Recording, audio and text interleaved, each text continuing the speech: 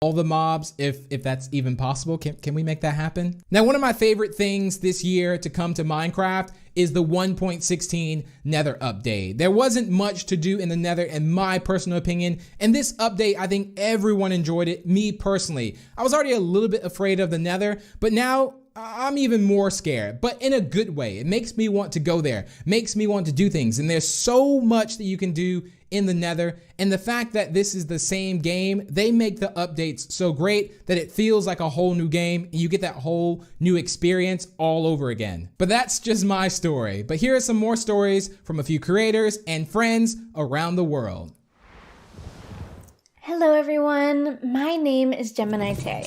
I am a Minecraft builder and content creator on both YouTube and Twitch. I love using Minecraft as a platform to create art, and this year I have had a particularly amazing time doing so. I was invited to the early access beta for Minecraft with RTX on Windows 10 edition, and oh my gosh, it was incredible. Minecraft with RTX adds so many new amazing properties to the game. The new reflections and light emissivity is incredible. Being able to use light as a building block for such a long time, and it's finally here. Definitely have had such an amazing time using that to my advantage to create more depth and dimension in my Minecraft worlds. Fala galera, eu sou Forever Play Games, crio conteúdo de Minecraft pro YouTube há mais de 8 anos e hoje eu vim aqui falar pra vocês as duas coisas que eu mais gostei do update do Nether. Então beleza, estou aqui no meu mundo onde eu jogo no modo sobrevivência, não uso o criativo pra nada. E como uma pessoa que joga muito Minecraft mesmo, uma das coisas que eu mais gostei do update do Nether foram os blocos novos. Então se você der uma olhada daqui, eu fiz um portal que vai pro meu Nether utilizando os novos blocos. E cara, é sério, eu fiquei apaixonado nas possibilidades que a 1.16 trouxe pra gente no termo de criação, cara. Esse fogo azul e essa Blackstone são muito lindos e dá pra você fazer ambientes totalmente diferente de antes. E passando para nossa segunda coisa, nós chegamos nos novos biomas. E isso eu acho que foi uma coisa que a Mojang focou muito em tentar deixar o jogo mais vivo. E cara, para quem joga Minecraft há muitos anos, é muito divertido olhar o Nether que a gente já conhece de uma forma tão diferente assim. I'm Mac and Cheese Please, a Minecraft YouTube content creator and Twitch streamer. My favorite memory from Minecraft this year has got to be when we defeated the Ender Dragon for the very first time. I have never seen this fight before and had no idea what to expect. We spent hours and hours preparing and defeated the Ender Dragon our first try in about 15 minutes. It was so much fun. I cannot wait to see what Minecraft has in store for us this year.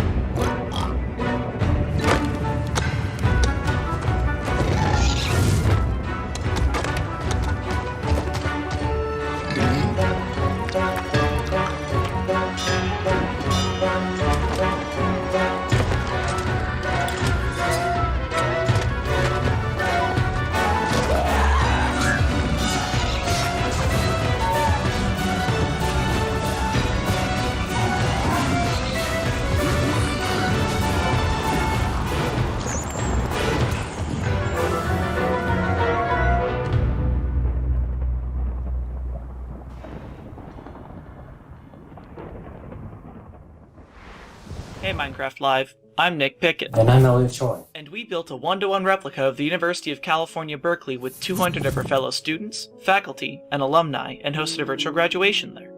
During the ceremony, we had the pleasure of working with the university, a production company, and dozens of our own builders to produce a graduation unlike any seen before. We had 7 speakers join us that day, including our school's chancellor and Minecraft's own Lydia Winters. In addition to the ceremony, we invited the global class of 2020 to a 2-day music festival with over 60 artists performing back-to-back to celebrate. With the help of some of the most talented builders and developers, we hosted it all in a reimagined version of Berkeley's Greek Theater. This project grew to scales that we never expected. On top of all of this, we decided to take all this attention we were getting and put it towards a good cause, which is why we partnered with a charity to raise thousands of dollars to support pandemic relief. From all of us in the Blockly team, we hope you're enjoying Minecraft Live.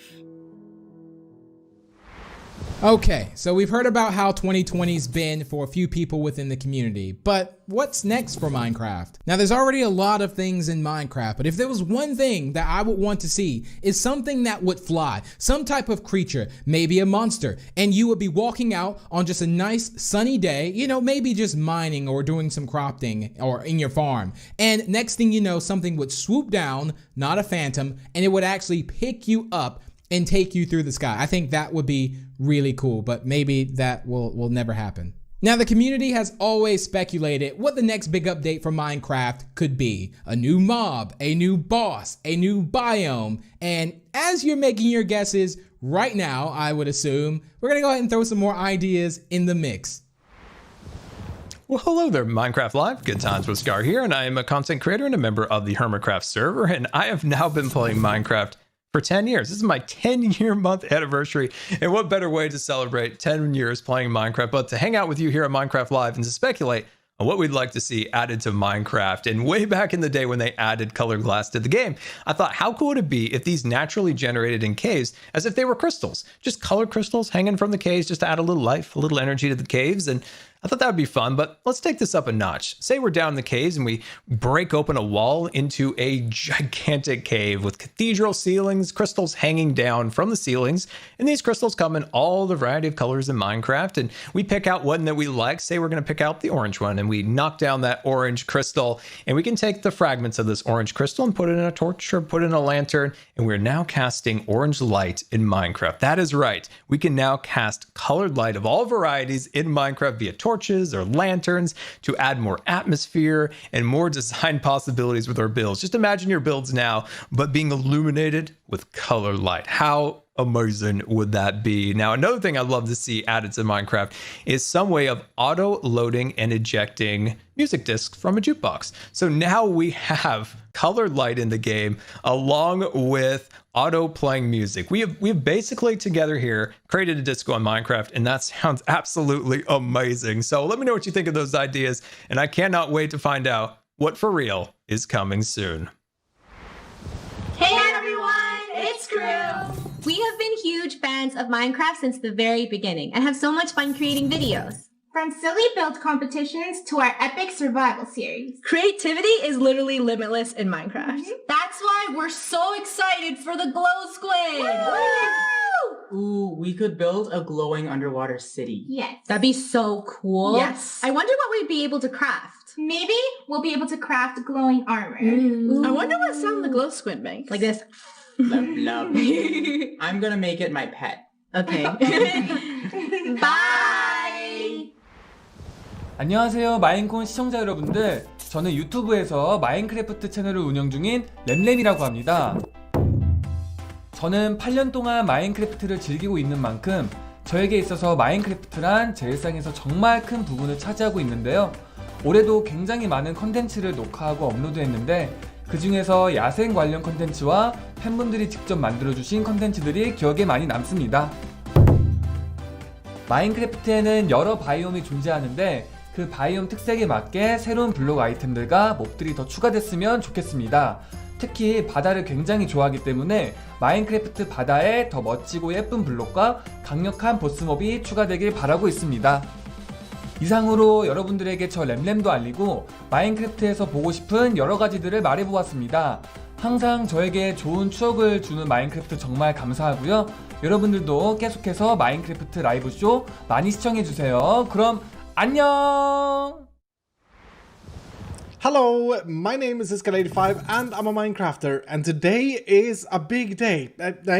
It's an omega big day today because it's one of these days where we get to know the latest and the greatest surrounding Minecraft. Now, being a big action RPG fan, I've obviously been completely stuck with Dungeons since it came out, and we've already got lots of new stuff. Like we got the winter update, we got the jungle update. I wonder if they're gonna make another like themed upgrade, maybe mountains, like Dungeons goes Everest, or maybe an oceanic update. That'd be kind of weird, swimming around underground and stuff like that. Anyway, personally, I'm hoping for two things. I'm hoping that we'd be able to customize our little character a little bit more, like the visuals of the character. I'd love to see like being able to get a skin that's outside the game into the game. That would be absolutely amazing. And I would really like to be able to change up that little base area. Add things, maybe put things on the wall. You find a cool sword, put it on the wall, memorize it. That would be absolutely amazing. You know, that's a very good point. I wonder what's coming next in Dungeons. Well, I guess we'll have to see. Thank you from me and everyone you've seen so far for watching the pre-show. Minecraft Live is just about to start, but we're such a small part of this community. So let's see some other great moments from this year in Minecraft. Thanks everyone. Bye! I earned this crown the last time. I get to wear it until I am dethroned, which means I can wear it the whole time until the end. There's a lot more rainbow because it is in honor of it being Pride Month. Was geht ab, Leute? Heute spielen wir Minecraft! すげえやばもう完全にここにあるよ本当にだってもうズームもできるし So I don't know if I mentioned this already, but I really want to use the real Minecraft hearts that come out from the pets when you give them a treat. So I just went into Feather Adventures and I made a green screen inside of the dog's house and for feathers as well. Así es, llegamos con el Nether Update en donde van a agregar nuevos biomas, animales, mobs. Hasta puede haber alimento ahí dentro del Nether. Cuando se nos hubiera ocurrido eso. Así que va a estar muy buena esta actualización que al fin llegó. I mean, how can I not get excited about transforming the look and feel of Minecraft from this scene with RTX off to this with RTX on? What the? 睡衣妹妹，思念的幻影。我说呢，我一睡觉来一小老妹儿，这是啥意思呀？ Oh, they're there! The little beasts are there! A new animal! This is kind of blowing my mind. What a cool update. 我乃齐天大圣孙悟空是也，身穿黄金锁子甲，头顶凤翅紫金冠。 脚踏藕丝步云驴。 They've added these new adventure crystals that allow you to experience adventures in your home, in your backyard, or wherever you are, instead of needing to go out and discover them. 这个吃瓜亭呢，也应吃瓜群众们的要求啊，把上面的这个不对称棋盘换成了好多的瓜，同时可以有6个人在这吃瓜呢，想想都有点小兴奋。I'm a bee! Did y'all see that? That was insanity! Yo, we stinging up in here. Check it out. I got a whole mess of powers. Y'all see them? It's bees. You can just keep spawning in all these bees. I'm literally just right-clicking constantly. Now the bees that... 마인크래프트 던전스 굿즈. 아 이렇게 봐야 되네. 개봉해 볼게요. 두두두두두. 자, 오! 야. Get up, I have like...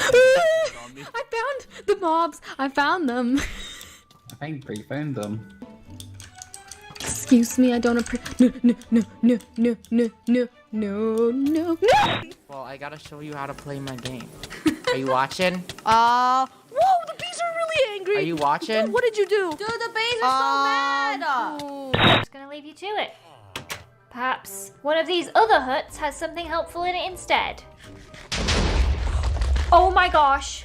No, that's... La abeja es el primer artrópodo del juego que vuela. Los demás que hay en el juego son el pez de plata, los endermitas, las arañas. Quebra. Ok. Olha só tanto zumbi! Oi, zumbi! 找找找找。下一个任务是什么？分享一次家园，获得50金币。3、2、1，茄子，分享给好友，就给你了，二哈的二哈哈。然后，meu Deus, olha o porcão! Você tá vendo? Ele levou todos! É o Pumba! Cadê o Timão? Hakuna Matata! Guten Tag, meine Damen und Herren, und herzlich willkommen zu einer weiteren extremen, ultramäßig harten Challenge. Wir werden heute komplett Minecraft auf den Kopf stellen. Oh, TNT, I'm taking this, okay? Dan, steady. What do I do with it? What do I do with it? It's on my head and I don't know what to do with it. Okay, give me an opportunity. Set me up. Oh, there's a lot of zombies. Throw it, throw it, throw it. Throw it in the middle. Ooh. Did it work? Here they go. It did. There!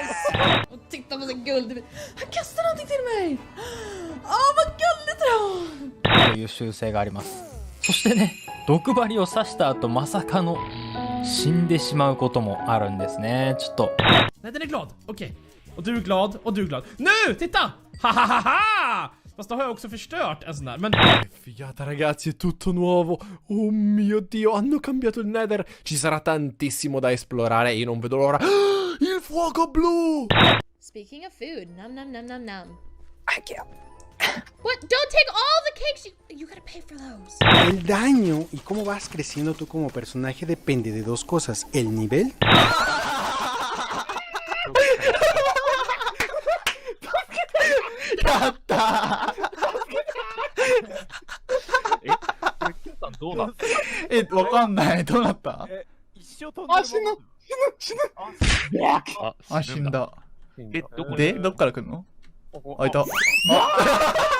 There they are. Look at them. Oh, they are so cute. And that, right there, ladies and gentlemen, is our first bee nest. Look at that. I love seeing, like, the haze, the light beams.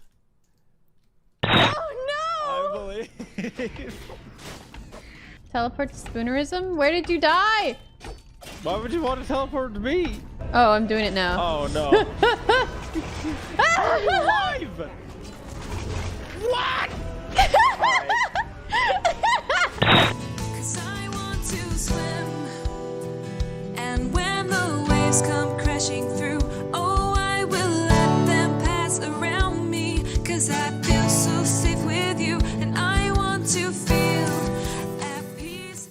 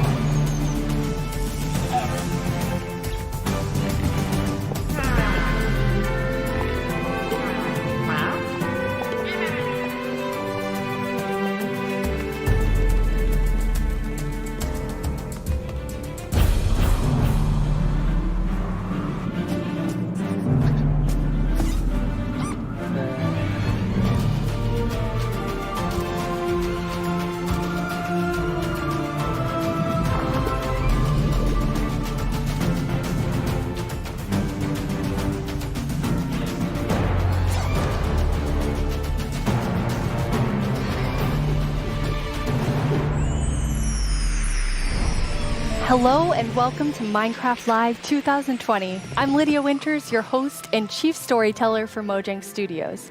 We're coming to you live from Stockholm, Sweden, the birthplace of Minecraft. Some of our amazing team members couldn't be here today, so we recorded the Minecraft Earth and Creator Tools segments in Redmond earlier this week. We are so thankful you're joining us. Before we get started, we want to acknowledge the number of challenges around the world right now, as well as the mental, physical, and emotional toll those challenges are taking on all of us.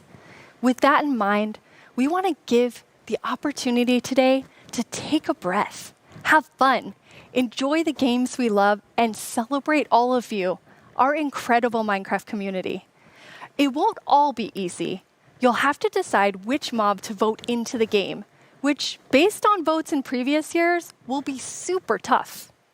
You'll not only get to hear about what's coming to your favorite Minecraft games, you'll also hear directly from the development teams.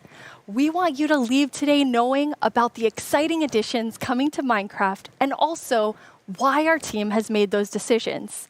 An insider's look at what's brewing at Mojang Studios. Today, we're kicking things off with the announcement of the we're going to tell you right now.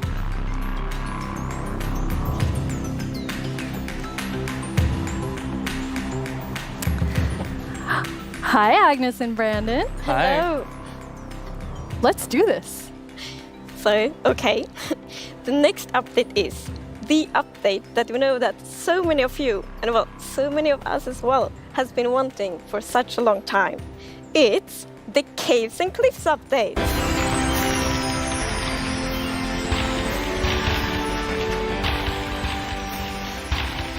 It must feel amazing to be able to tell everyone that.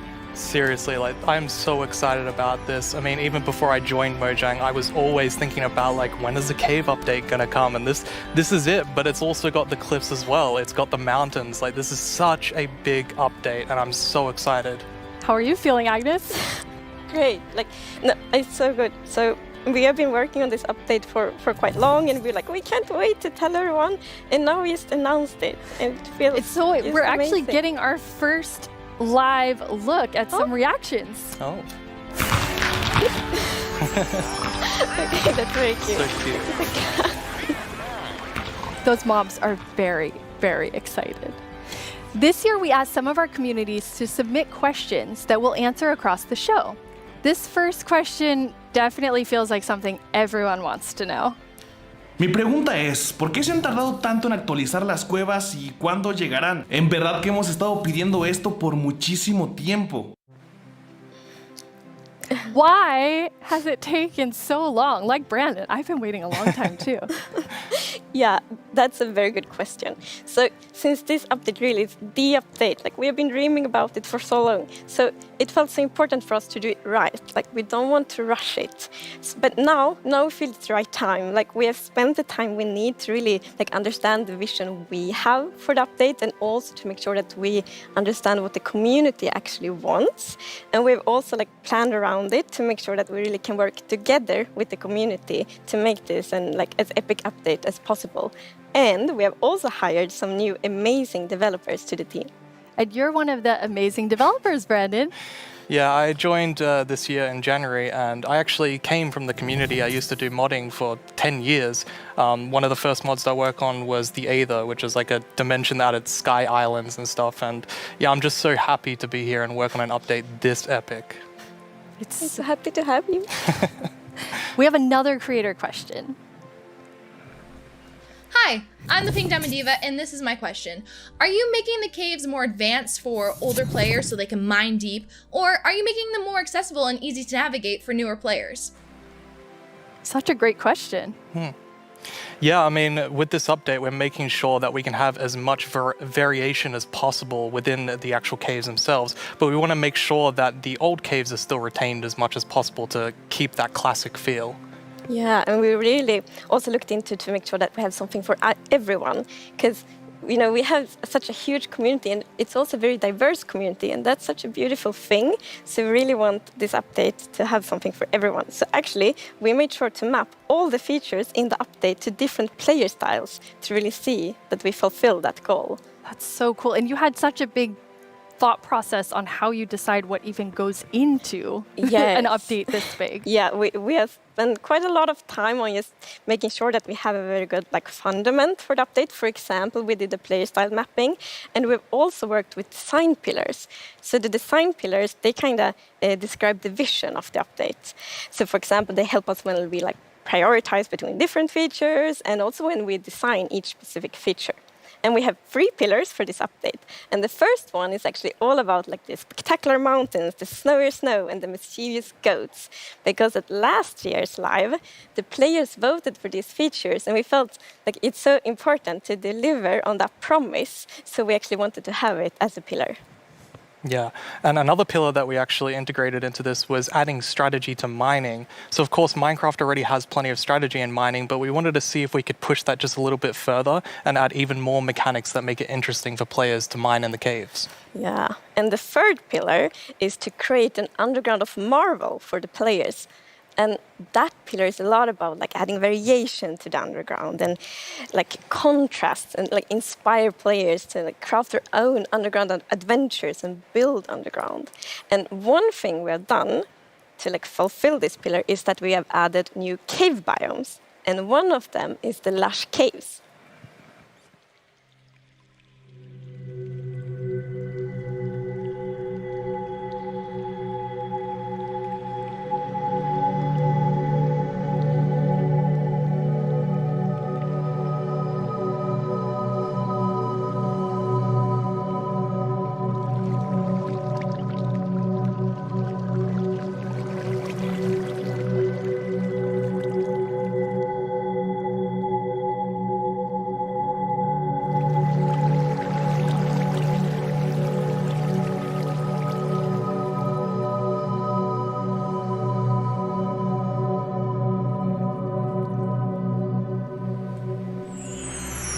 It's so beautiful. It doesn't feel cave-like. Yeah, I mean, we wanted to make sure that, of course, in Minecraft, all the original caves, you know, they're pretty much the same. There's not much variation in terms of vegetation or different features inside of it. So for this, we wanted something which is a bit more like light and lush and actually has vegetation. And I mean, I think it looks amazing. It's gorgeous. What was the inspiration behind it? So we were thinking about, okay, so how should it feel when you are in a lush cave? And we wanted to be like, so you feel like very tiny inside like a big garden or big forest. So like when you look up, it's actually like vegetation above you, it's vegetation around you. And one source of inspiration we had is actually a Swedish painter called John Bauer. Because in his paintings, it's always, or often at least, like a tiny character, and then it's like huge forest, and you see like the bottom of the trees because the vegetation is like so big compared to the character. And you're adding so many new plants in the lush caves. Yes, so I don't know if you saw, but there was this new tree that was actually above on the overworld, and this is called an azalea tree. So it's a unique type of tree that it'll be easy to spot for players, and if you actually find this and start going down its roots, you will find a lush cave there. So this is another part of adding strategy to mining, where you know there are certain landmarks which will allow you to understand what you're doing in the game. That's cool. And another one of the new blocks is a block called Spore Blossom. And it's that you maybe saw it in the video. It's a big pink flower that you find in the roof of the lush cave. And it will drip particles from that flower, but it will also actually feel like a big volume around it with particles. So it's similar to the particles that we added to the nether biomes in the nether update. But the cool thing here is that you can move the flower if you want to and get these particles anywhere you want in your world. So you can actually be very creative with that. That's so awesome. And the lush caves have a real glow to them from one of the plants. Yes. So there are vines in the lush caves, and they have glow berries on them, and these are actually a light source. And you can also pick them and eat them if you want to. Nice. Yes. And another plant we actually have is the drip leaf plant. And you could actually see that they can kind of grow from like water or anywhere else. And they grow quite tall, but they have like a little plant on the top that you can actually hop onto. So the idea of the mechanic behind it is that the leaf will actually tilt down when you stand on it too long. So this will actually make you fall through. However, after a few seconds, it'll come back up. So it's kind of this like platforming block that allows you to just, you know, continue platforming over and over again, which I hope is really exciting for, you know, content creators making maps. Yeah, you can build like your own platforming levels, and then they will repair themselves. That's kind of neat. It's so beautiful in there. And there's actually a mob coming to the lush caves. Yes, there is. But we will actually not tell you about this mob now, because in the end of the show, we will show even more features coming to the Caves and Cliffs update. And then we're going to show that mob. This is the first time we have so much that we're actually splitting the update section into two, at the beginning and towards the end of the show. It's amazing. Yeah, it's exciting. You've also worked on improving the cave generation. Yes. Yeah, so as you can see here, I mean, this is drastically different to what caves used to look like. And there's definitely still the old style of caves, but we wanted to make sure that there was much more variety in the sort of caves and the shapes and the sizes you could get. And even here, you can see that there's some water underground. Yes. So we actually added something we call local water levels. So in one cave might find like a cave lake, and another cave might not have that one. And this also means that we get naturally generated waterfalls, which is so pretty. And it also kind of gives like new ways to traverse the underground. You can actually go cave rafting. Yeah, so you'll see in a bit that our player here will actually use a boat to raft. And that is just such an exciting opportunity to be able to traverse the caves in a very different way than you used to. Yeah, we were playtesting, and then one of the devs like, look at this, it's so fun, and all of us just started to go with the boat on the waterfall. It was a lot of fun. So another thing to note here is that you could see that a lot of the ores were actually glowing. This is just for preview purposes. Ores aren't going to glow now. It's just that the caves tend to be quite dark, and we want to make sure that players can see the shapes of the cave. Now, will that only be for the like normal caves, or will this run across all of the new cave biomes? Yeah, so the really cool thing is that like the new cave shapes and sizes is completely independent from the new biomes. So that means that we have so much variation. Because, for example, a lush cave can, for example, generate, in a super narrow tunnel, but it can also generate in like a huge cavern, and that creates completely different atmospheres, but it's still the same biome. So we're really going to have lots of variation underground now. You've been calling two of the different cave types spaghetti and Swiss cheese? Like that's how varied the caves could be? Yes, I mean, there are so many different variables of how the variation works, and I mean, it has even more variation than the overworld itself. It's just crazy. It's a lot. Yeah, some of the caves, for example, have really cool pillars, and some are more like flat, some are tall. Lots of variation. Very nice. And you have another new cave biome to show us. Yes, so we have the Dripstone Caves biome. And whenever I think about the idea of a cave update, the image of stalagmites and stalactites comes into my head.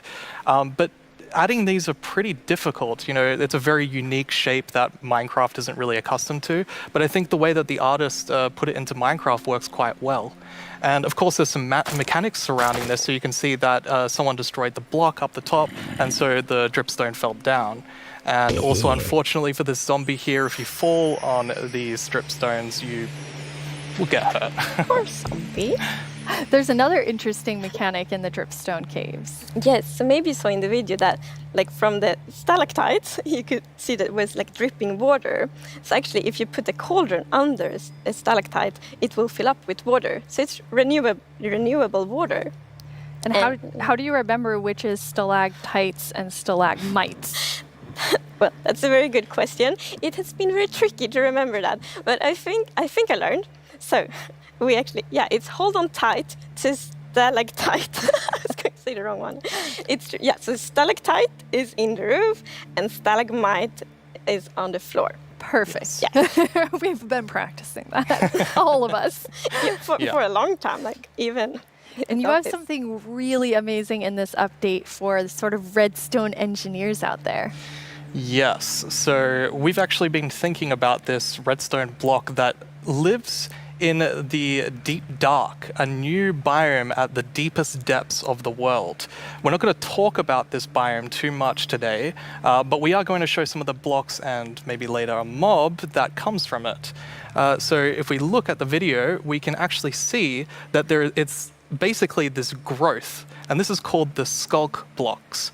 And one of the blocks is called the skulk sensor. This is the new redstone block. As you can see, when you place or destroy a block, or if you have footsteps, it'll actually detect the vibrations around and then emit a redstone signal. So this is going to be very interesting for redstone players. We even have a mechanic around it where you can actually use wool with wool occlusion to essentially prevent signals from being able to get into the skulk sensor. So let's take a look at that now.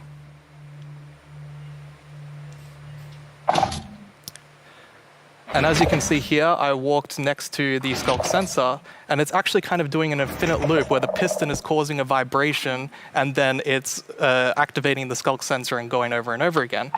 But here, I've actually put a wool block in between the piston, which prevents the signal from going to the Skulk sensor. This can allow you to even do sort of directional Skulk sensors where you can put wool blocks on each side and only allow it to detect vibrations in front of it. And vibrations can be so many different things. You know, it can be a snowball hit, it could be an arrow, it could be footsteps, it could be blocks, anything. So cool. Yeah. And another thing, we had a bit of an happy accident with this because we realized that we get wireless redstone thanks to the Skulk sensor. Yes. So, and we didn't even plan to add it, but then when we started playtesting, we're like, wait, we got wireless redstone, and that's so exciting. And well, you can just build so many cool things with that. It's going to be exciting to see what the community will build. Yeah, you're really looking for community feedback to make sure this feels great for everyone. Absolutely. I think because this is such a unique mechanic, we really want to make sure that we get it right. And, you know, we love the Redstone community and we want to make sure that we do it right. So any feedback you have, any ideas, send it to us and we will work with you to make this the best block that it can be. And now, we said there's another mob coming later, but I think it's time for a new mob coming to the Caves and Cliffs update. It is. And this is a very scary mob. And it lives in the deepest of the underground, in the deep dark. And this is a very dark place. And the cool thing is that this mob is very well adapted to the environment. So it can't see anything. So it's the first blind mob in Minecraft. And that's very interesting because it gives such interesting mechanics. So instead, it will react to vibrations, just like the Skulk sensor block. So if you aren't very careful when you walk around in the deep dark, you might upset that mob. Yeah, with this mob, we really wanted to make sure that we kind of recaptured that feeling of the first night of Minecraft. And we can often forget that Minecraft can be a pretty scary game. So we wanted to make sure that we could kind of go back to that. I mean, caves can be scary. They're dark. And all I'm going to say is that when you go into the deep dark, I want to make sure that you're very quiet and watch closely for the warden.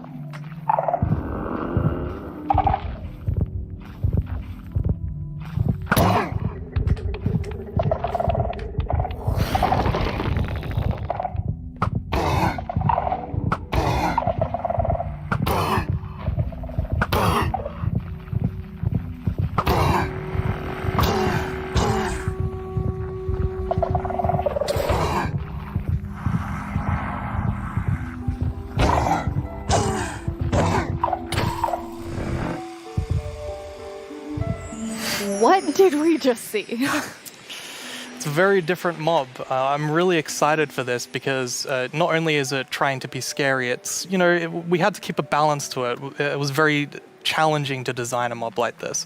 Another thing that's really important to note is in that video, I was wearing full netherite armor, so it's very powerful. You definitely want to watch Dangerous out. Yeah.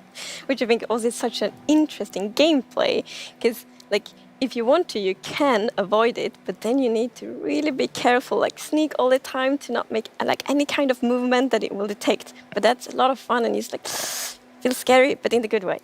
And you wanted to kind of take everyone back to that first night experience with the Warden. Absolutely. I mean, I had such an amazing experience when I first played Minecraft. Like, it was terrifying listening to zombies underneath my house and in the caves, and hopefully we can bring that back to players, but, 10 years later. Yeah. But that would be just amazing, because you hear so many lovely first night stories. It's such a big thing, and I mean, I'm also very fond of my first night in Minecraft, so we hope to give that experience again. But you really balance sort of the look of it. It's like, it's almost cute, but also really, really terrifying. How did you decide? Yeah. We actually worked a lot on, how does scariness look in Minecraft? Because we wanted to be very scary, and we didn't want to take away from the scariness. But we felt, let's add some derpiness to it. So it's like a mix. So for example, we added the mouth. I love the mouth.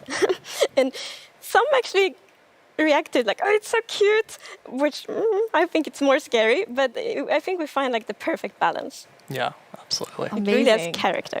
Yes, definitely. Well, you've been sitting up here. You just announced an update that everyone has been waiting for, and we actually have some tweets that have come in.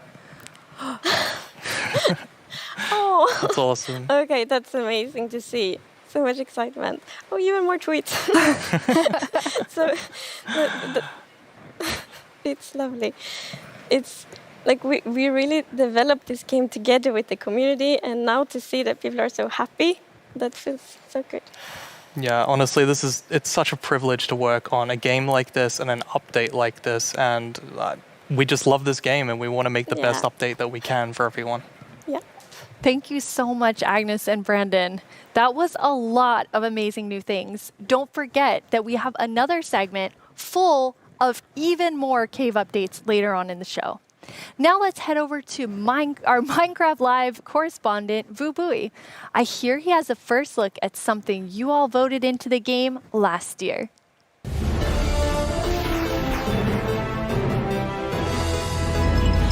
Hello, Minecrafters of the world. I'm Vu Bui, and I'm here once again to help all of you at home to choose a mob that will go into Minecraft. But first, we have a message from our good friend Max Brooks, author of our first Minecraft novel, with some exciting news. Hey, Minecraft community. It's Max Brooks, author of Minecraft: The Island. Thank you so much for embracing my book, and I hope you'll enjoy the sequel, Minecraft: The Mountain, where our character leaves the island and paddles to a strange snow-covered world and discovers another castaway, and together the two of them have to find their way home.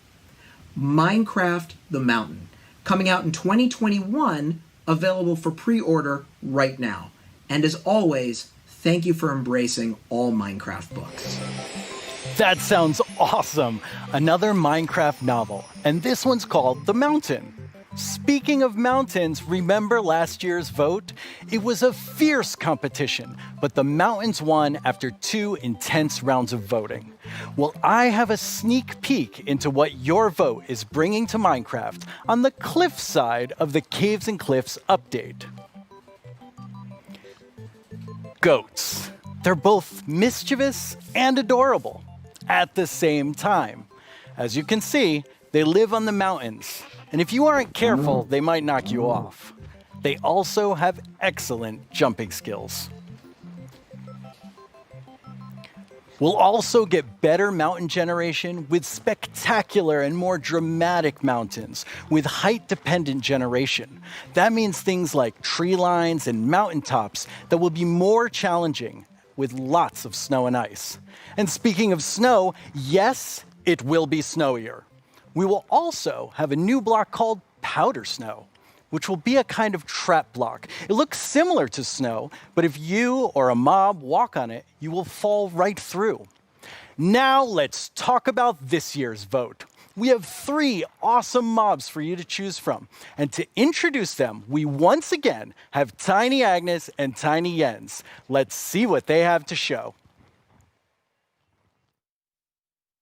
Oh. Bees and Mooblooms are friends, just like we are. Right, Agnes? These friendly cows live in the flower forest biome, yellow as sunshine and covered in beautiful flowers. What's not to like about these beautiful bovines? We are friends, right, Agnes? Why do we have to record these videos on an actual mountain? They are animated. The Isolager is a new illager that lives on mountain tops. It's a hostile mob that attacks you with clouds of flying ice. You did pack the supplies we need to survive the night up here, right, Jens? Do you ever wish Minecraft's oceans were glowier? Not me. I always wish for world peace. Sure you do. Well, wish no more. Meet the glow squid. Wow. What was I meant to say again? Vote for Minecraft? Can't talk. Must admire glow. Agnes, Jens, it's really distracting.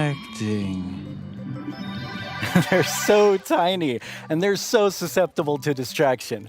Hopefully that won't happen to you. Now let's go over how... Hello? Oh, hi, Tiny Agnes. Yeah, no, I'm live right now. Oh, okay. Well, you really shouldn't read too many internet comments. But, okay, I'll tell them. Okay, bye. Tiny Agnes would like everyone to know that she and Tiny Jens are, in fact, good friends. Okay, where was I? And why do people keep leaving phones around the studio? Now, let's go over how you can be a part of what is likely to be an epic showdown. Don't let this decision be made without your voice. Be ready to cast your votes. First, make sure you have a Twitter account. If you don't, go to twitter.com, sign up for an account, and make sure you're logged in.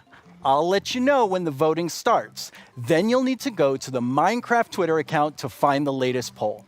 Think carefully, debate with your friends and family, make a decision, then click on the mob you want to make it into Minecraft. There will be 2 voting sessions, and I'll let you know when each one begins. For now, just be ready and keep dreaming of victory for your favorite mob.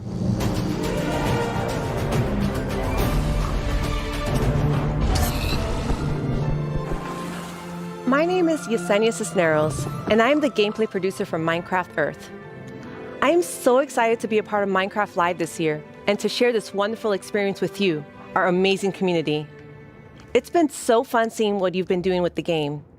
I've seen lots of creation shared each week, and I wish I were that creative. I mean, wow. While everyone has been discovering new hobbies, I have been logging in each day to collect a new adventure crystal, which lets me play life-size adventures in augmented reality in various parts of my home. My dogs are very confused, to say the least. It seems like I'm not the only one who's been going on lots of adventures. We've had more than 5 million adventures played throughout early access. Holy Moobloom, that is amazing! I've also been completing season and daily challenges to collect mobs, even more adventure crystals, and exclusive character creator items that can also be used in Bedrock. Sometimes, when the weather is just right in my house, lightning strikes and a new mob is made. Later this month, we have 2 new mobs joining Minecraft Earth, and I hear they're going to make quite a splash. Speaking of mobs, our beloved Moobloom from Minecraft Earth has a chance to be brought into vanilla. How cool is that? Now, I'm not going to tell you who you should vote for, but what I am saying is one of these mobs is definitely way more adorable than the rest, so choose wisely. In our last couple releases, you may have noticed that we added Slime Ball and Slime Blocks. With that, I'm super excited to let you know that we are adding pistons and sticky pistons to Minecraft Earth. Be on the lookout next week for a content update, and I can't wait to see the awesome creations you make with blocks, items, and now redstone contraptions. Our friends Mumbo Jumbo and Grian recently took a Minecraft Earth road trip and made their own awesome creations. Let's get a sneak peek at what they discovered.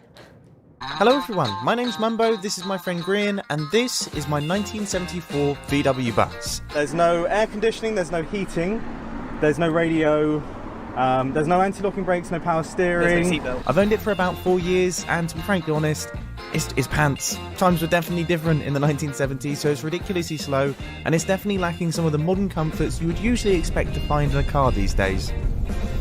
We are embarking on a grand tour of England, going from the south coast up to Wales, and it's going to take us 3 whole days. I'll be honest, Grian, mate, would you class that as a grand tour? Well, yes, we have no radio, so it's going to feel a lot longer. But you see, this isn't a regular road trip in a rubbish old van, this is a Minecraft Earth road trip in a rubbish old van. With Minecraft Earth being a game you can play on the move, we thought we would travel to a bunch of different locations in the UK.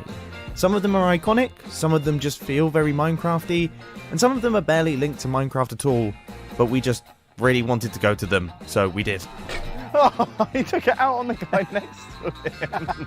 We also had a go at integrating Minecraft Earth with real life. Minecraft Earth Frisbee is a bit of a challenge. Sorry. Minecraft Earth Badminton can be quite dangerous to onlookers. Sorry, Josh. And real-life sand blocks are alarmingly difficult to construct.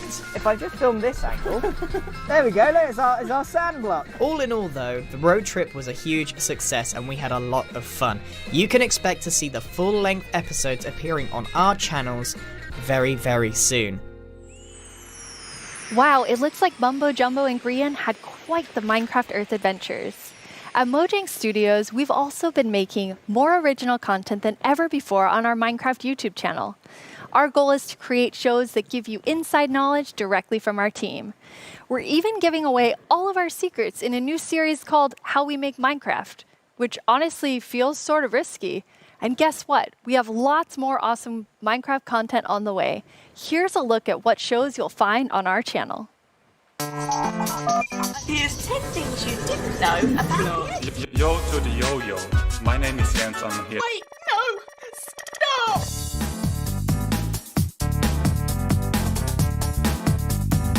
How can Steve punch cactus without getting hurt? I know cactus has pricklies, but punching a tree probably hurts too. Everyone just starts panicking.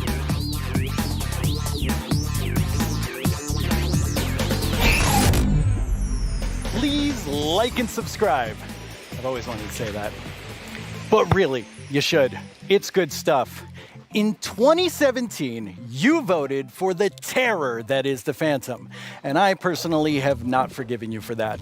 In 2018, the taiga won your vote with fantastic foxes. Last year, it was the mountains with our soon-to-be friends, the goats.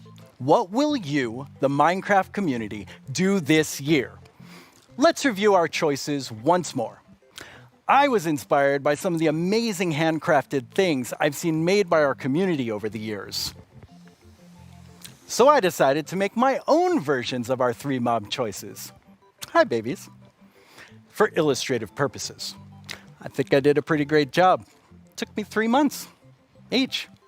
Anyway, all the way from Minecraft Dungeons, we have the Iceologer. They make clouds of ice that smash down on whomever they are attacking. Not quite as chill as they look. From Minecraft Earth, we have the adorable Moobloom. I hear they may come with a new flower, the Buttercup, and I'm pretty sure they'll be best pals with bees. Also from Minecraft Earth, the Glow Squid. As the tiny trio will surely attest, they sure are distracting to look at. The first voting poll is now live on the Minecraft Twitter account. Make sure you're logged in, go to the poll right now, and click the mob you want to win. We'll check back in before we start the second and final poll. Now, though, I'd like to welcome Laura to my desk to talk about the dungeoniest Minecraft game ever, Minecraft Dungeons. Hello, Laura. Hi, thanks for having me. Very excited that you're here. Nice. So what do you do at Mojang Studios? I am a game designer, which means I am the one that gets to decide how difficult the bosses are. So I'm sorry about that one. You can blame me for that. I think people will blame you for that. That's okay. While I have you here on the stage, which mob are you voting for? I think if I don't say I am voting for the Isolager, my team will kill me. So, but it's an amazing mob. It brings a lot of fun to Dungeons, and I think it will bring a lot of fun to Minecraft as well. Okay. I figured you would say that, but I had to ask. So tell me about the launch of Dungeons this year.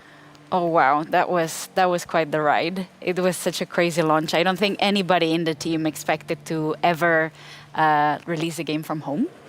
So we were all sitting in this like massive Teams call and like sharing streams with each other and sharing videos and comments from players, and it was very good. It was fun in a different way. What would you say was your favorite thing from the release? I think it was how people came together to play the game. It was very fun to see parents like show their children dungeon crawlers and children show their parents Minecraft. I don't know, it was very nice to see everyone just sit together and play and enjoy. That sounds wonderful. Yes.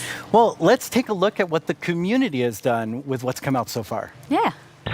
Cannot actually believe that we like got close to the end and it was like, nope. Well, time to be blown up by more creepers. They absolutely hate you, these creepers. Oh yeah, Tom, you're welcome to join actually. あ、待って待って、結構減った結構減った。最後殴りに行っていい？お前おら！お前おら！ So the Village Merchant, a really cool merchant, simple, straightforward items, and definitely a nice addition to the game, a good replacement for the Wandering Trader. Now let's go check in with our friend the Blacksmith here. This is definitely something that I'm looking forward to because this is one of the coolest things that has possibly come to the game. Oh, tem que matar o maguinho. Ai, morri. Galera, me ajuda. Calma aí, eu vou te ressuscitar. Calma aí, eu vou dar cover aqui. Que isso, Davizinho já tá me ressuscitando. Oh boy, oh boy. Alright, I see what's going on here. I see what's going on here. Väldigt bra! Hazmat-suit! Hör du? Vänta tills jag har min raket du! Du ska få spö då! Nu jäklar ska ni få spö. Skya! Stop killing the pandas, you monster! Stop killing the pandas! Oh, we have to save villagers! Our villagers right there! You are free, villager! We must find the caravan of other villagers. Ooh, I got invisibility potion. What is that? 와, 맵 엄청 많이 생겼네 이번에. 자, 크리프까지 깼고 늪지, 목장, 협곡, 레드스톤 광산? 여기 거의 끝판대장급 아니야? Holy smokes! Boom! You right? Yeah. I put my Dude, oh, look! There's a pig. What Kill the pig! Get the pig! Oh no! Red! Backwards! No! Oh god! That looks so fun. Yeah, it's so cool to see people have fun with the game. And it's fun to play and watch. Yes, I hope so at least. But this week, you also had another launch. Oh, this month it's been a crazy month. Like we haven't stopped doing things, I feel. We released first the Creeping Winter together with our new merchants and the new daily trials, which was awesome. I hope everyone loved it. We launched for xCloud, so now people can play on mobile, which is so fun. I really like that. And this week we just launched in China, so now we get to welcome our Chinese friends to the community, and I am super happy about that. That's really exciting. Well, now we have a question from the community for you. Right. ということで、私から質問です。マインクラフトダンジョンズをリリースされてから、開発者が想定していなかったファンの反応やゲームの仕様などありましたでしょうか？また、マインクラフトダンジョンズの今後について教えてください。今後、どのようなコンテンツがリリースされるのでしょうか？ぜひ教えてください。よろしくお願いします。 Okay, he kind of snuck two questions into that. Yes, but they were great questions, and thank you for sending them. Regarding the first question, I think we were very excited to see how fast people found the secret mushroom level. Like, I was very confused about it as well, because we had worked very hard on making it very secretive and having little snippets of things everywhere, but players are so smart. They found it so fast. So if you haven't played the mushroom level, go check it out, because it's very fun. And the second question? Right. So that's what we are here to talk about today. We're going to talk about our upcoming DLC that we prepared with our friends at Double 11, and that's called the Howling Peaks. So we're going to the mountains with dungeons as well. That's awesome. Yeah. Why don't we take a look at some live gameplay? Yeah, let's check it out. We are very lucky today that we have 4 members of the Dungeons team with us. Here's Mariana at the Nintendo Switch. Hello. Here's Chris at the PC. Here's David at the PlayStation 4. And at the Xbox One, we have Annika. So we get to show you here for the first time cross-play, which we're very excited about. So people can play together from everywhere. That's exciting. And yeah, that's our first look at the mountains biome coming to Dungeons. Already I see a goat right there. Oh yeah. Yeah, we were so happy. We asked the Minecraft team if we could bring goats to Dungeons and they said yes. So we get to release them a bit first in Dungeons, so we're super excited about that. They're equally as mischievous. Yes. So I see a lot of wind coming out of these grates. Yes. Wind is a mechanic that we're going to explore a lot in the mountains missions. And the players will be both challenged by it and will be able to use it. So the wind will push the player, so you need to be a bit careful, but at the same time you'll be able to use it to solve puzzles, push items and open doors and stuff like that. So yeah. That's awesome. What is this we're looking at? Right, so yeah, our mountains biomes are so tall that the player will need to find new ways to traverse the levels. So that's a mountain lift, and there's gonna be full of like these little contraptions all around. That seems like a really fun new mechanic. Yes. Yeah, the goats are all around, and you need to be careful with them. Yeah, I saw them attack. Yes, they're really gonna push you out of the edge if you're not too careful. So leave the goats alone. Yes, leave the goats alone. That's very important. And as you'll see in a bit, the iceologers that you can find in this mission and in all the mountains missions are very ready for the weather. So they are wearing their little cozy clothes and they're wind resistant, which means that while the player will be challenged by the wind, the iceologers won't. Oh, what are these? These are new mobs called the wind callers, and that's a Ravager coming for the first time to Minecraft Dungeons. That's another Minecraft mob that we get to welcome. They're quite sturdy. What do the wind callers do? Right, the wind callers spawn a draft of wind right under the player, and they push the player up, so the player gets fall damage. Okay. It's very important to deal with them quick or run away because they're gonna be painful to combat otherwise. Well, they're doing a pretty good job against these wind callers. Yes, our adventurers are strong. Okay, there are 3 Ravagers. Yeah, that's gonna be an interesting one. But so far, I can see that all the consoles are working very neatly together. We're super happy about that. It's been progressing very nicely, and we hope everyone can soon play together. Oh, that was an iceologer. I wanted to say, like, that's my favorite mob, but you know, it went too fast. But it didn't stay around too long. Yes. All right, we're leading up to this big Ravager battle. Yes. But I think we can let our adventurers deal with the Ravagers. Not very well. No. Yeah. So, with all of this, you also have a new game mode coming. Yeah, the game mode is coming very, very soon, and it's going to be for all the players for free, and that's called Apocalypse Plus, which means that we're making the game just, you know, harder a bit at a time. Yeah. When you call something Apocalypse, it sounds very hard. Yeah, and Apocalypse Plus means that it gets even harder. So hopefully players get to find new challenges, and we found different ways to tweak the balance so the challenge is different every time. But, okay, that's a lot of stuff. You're working on even more new things for Dungeons. We're working on a ton of stuff. I feel we've been so busy. It's crazy. But yeah, we have today a little video with a lot of work in progress. Work in progress, though. Very work in progress. Yes. But yeah, I think we should look at the video. Wait, that's my line.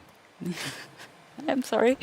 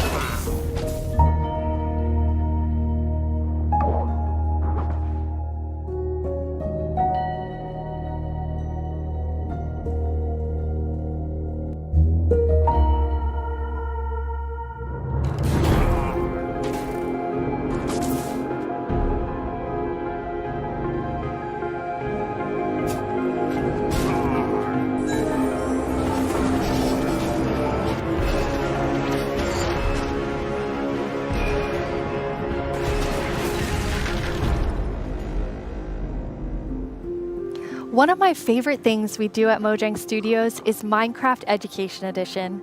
Students around the world are able to learn in exciting and interactive ways using the game as a learning-based platform. Students and teachers in 115 countries around the world are able to collaborate, learn, and share together. Minecraft has always been a way to connect people, and we've seen that now more than ever with Minecraft Education Edition being used in remote learning. When you're in the game, you don't have to feel so far away from your classmates. From creating graduation ceremonies in Japan, to creating first day orientations for American universities, to teachers doing virtual meetups, we've seen students and teachers using the game in incredible ways.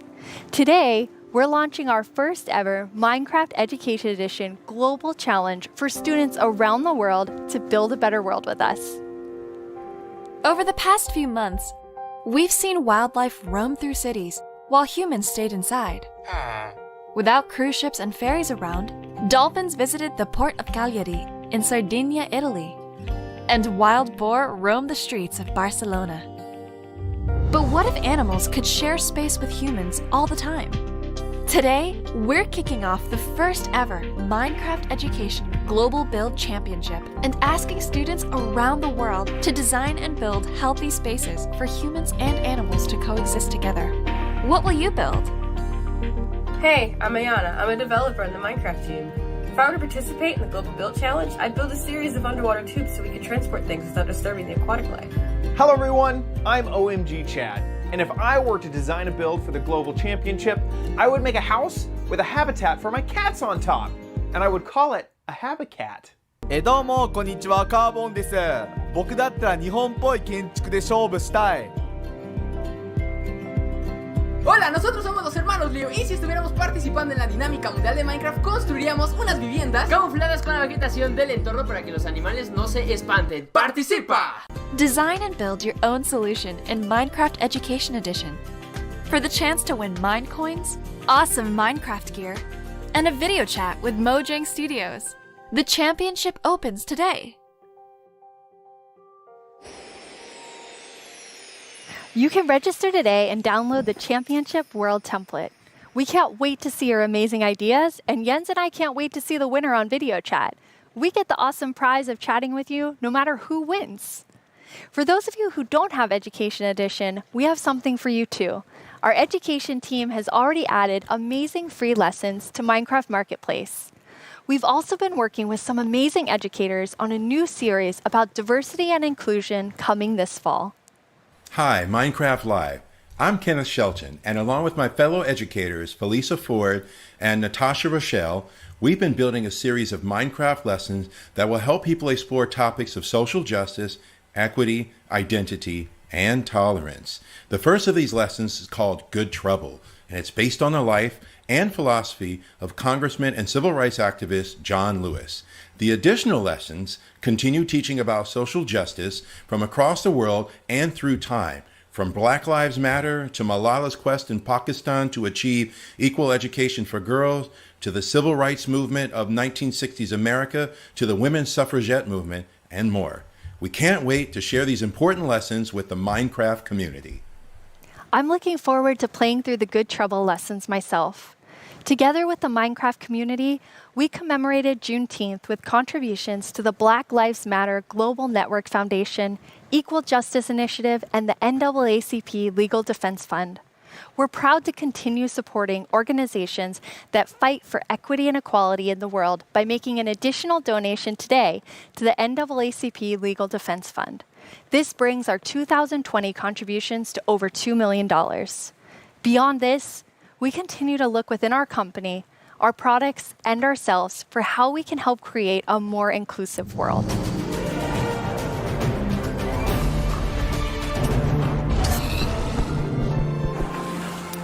Now it's time for a brand new segment of our show.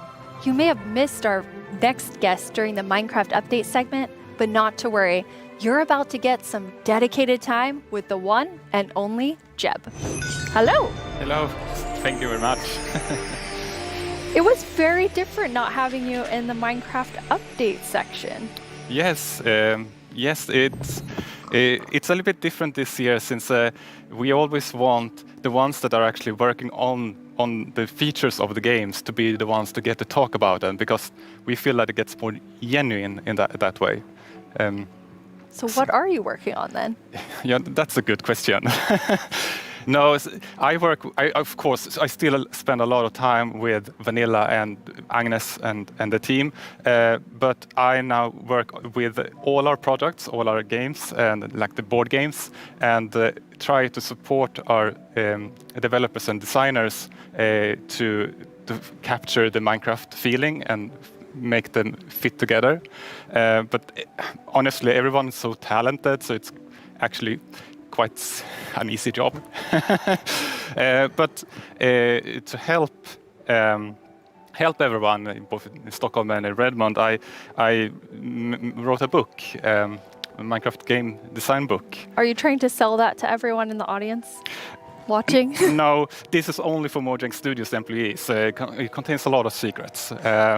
But it was helpful when the team grew to kind of explain my thoughts and ideas about Minecraft. And for Vanilla in particular, there are some guiding principles that are going to help us continue updating the game for many years to come. But you did decide to share some today, so people can kind of see what's in the Jeb game design book. Absolutely. So one of these guiding principles is, it maybe sounds obvious, but that is it's always one block at a time. You place one block, you remove one block, you pull one lever, and you trigger one TNT, and of course that causes a big explosion. But at the core, the interaction is always one block at a time. And it's not only important for the way you play the game, but it's also if you're playing together with someone, let's say you're building a house or something, then I will be able to observe what you're doing and quickly understand where you're going, and then I can help you, and every block counts.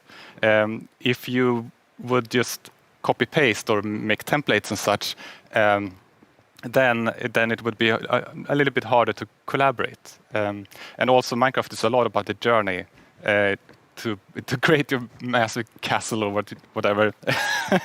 But so it's important to we retain that feeling. And you have another principle, but it applies pretty directly to a community question that we have. 你会加入更多天气或者自然灾害到我的世界中吗？像是暴风雪或者是大雾天气。我的世界的中国玩家大家好，感谢你的提问。Wow, Jens. Yes, the Chinese community inspired me to try to take on a new language, but I have a long way to go, honestly. But about the question, if we're going to add things like natural disasters, that kind of contradicts one of our other guiding principles, that bad things happen, but they're technically the player's fault. Okay, they're the player's fault. Yes, in the sense that it was either caused by a player, like a griefer or summoning the wither, or a player was nearby, such as when a creeper explodes. So whenever something bad happens, we want to make sure that the players are either actively taking part of that or have a way to prevent it from happening. And an earthquake or a tornado would obviously destroy something that you've spent hours building. But there's definitely a few I can think of that maybe fall outside of this principle. There are still a few cases, like Endermen can grab a block and maybe wreck up some redstone, or you can have an unlucky wolf running into your sheep garden. But there's also, the worst thing is of course lightning strikes that can set your whole house on fire. But I'm hoping that Agnes and the team may have a plan for that. Exciting. Mm-hmm. So what's the last feature you were active in developing?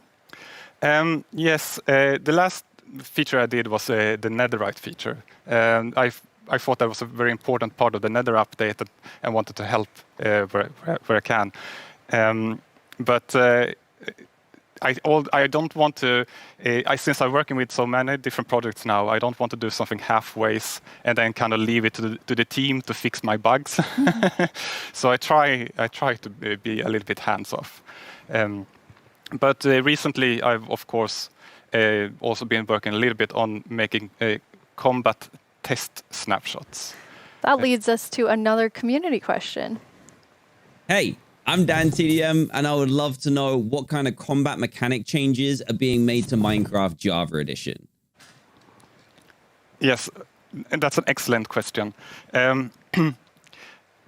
We currently have a problem that on the 2 different editions of the game, there are different combat mechanics or combat systems, and that's bad both for us as designers that have to take both systems into account, but also bad for the community that wants to have the same experience. So the main objective is to reach parity. But I still want to make sure that we make a system that is kind of fits with the building and that doesn't distract too much from building, but still gives us this depth that allows us to design interesting behaviors. Also, I want to make sure that it works both good in both player versus environment. That means adventuring and players versus player. And I want to make sure that it feels good playing both with mouse and keyboard. And when you're on a controller, you don't get tired by frequently pressing the trigger. And we also want to improve touch, like the touch experience. So it's a lot to do. But you said you weren't working on feature development. But yeah, then it's you true. are working on combat? Yes, I mean, of course, it's a little bit hard to keep your hand out of the feature cookie jar. But in this case, I also felt that this was an area where I could help the team, so they could focus on doing the content updates. But at some point in the future, I will, of course, dump this on the team. Okay, so exactly what you said you Yes, don't want to do. Yes, and they will have to carry it over the finish line. Yes. Nice. Now, speaking of combat, we just had a really cool announcement about Alex and Steve coming to Super Smash Brothers. Yes, and that is so amazing. And just like I said, like my job gets easier because everyone's so talented. And just in this case, Sakurai-san and his team they really understand Minecraft and have made an absolutely amazing Super Smash Brothers fighter. And Sakurai has also made a really amazing video for all of us in the community. マインクラフトライブをご覧の皆さん、こんにちは。大乱闘スマッシュブラザーズディレクター、空の桜井正宏です。スマブラにマインクラフトのダウンロードコンテンツが導入されます。スティーブやアレックスが参戦することが決定し、マインクラフトライブ前に特別放送をお届けしたのですが、見ていただけたでしょうか。もしまだの方はぜひご覧ください。スマブラであることを忘れるぐらい、マインクラフトのスピンオフとしても相当にすごい踏み込んだ表現を行っています。発売までもう少しだけお時間いただきます。スティーブがマリオと戦う、アレックスがピカチュウと戦う、ゾンビやエンダーマンをアクションゲームで操作できる、リンクやカービィやソニックやロックマンやクラウドやリュウなど有名キャラクターとの共演が楽しめます。そして私もマインクラフトファンの一人です。マインクラフトライブでの発表を楽しみにしています。それでは。That was a really big secret to keep. Yes, and it was a really hard secret to keep even in the studio because it was super secret. But it has been so much fun to work on. Yeah, it's amazing to see the community reaction. Yes. Okay, so we're going to switch gears here. You have a sort of famous saying within the office, which is the world would be a better place if everyone played Minecraft. And why do you think that? Yeah, I suppose the quote has kind of gotten a life of its own. It definitely has. But yes, I think Minecraft unleashes people's creativity and helps them collaborate, but also teaches them things like geometry, languages, and maths. So yes, I do think that the world would be a better place if everyone played Minecraft. But I know that you also are very engaged in building a better world. You're interviewing me now, Jens. Thanks. I mean, I think I feel so privileged to work on Minecraft because of all the amazing things that people edition, and something I'm extremely passionate about is Block by Block, which is our partnership with UN Habitat, and it's really helping people reimagine their public space and then have it built.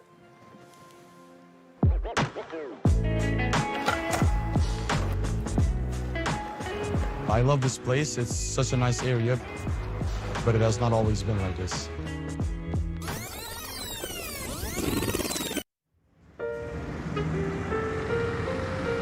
Well, before, the area felt very cold and unsafe. Basically, it was just an abandoned place. Block by Block is a program created by Mojang and UN Habitat where we use Minecraft to help community members redesign their neighborhoods. Kosovo has been impacted by years of conflict, and in those situations, we often see communities divided and public spaces neglected. It was a really cool project because even the little kids like me could help out with make the city a better place. They got to use Minecraft to sketch and try different solutions about how the space could be improved. It was very fun because you felt like to be able to help the city while just playing. After that, the ideas were presented to local architects and city planners, and later that year, construction started.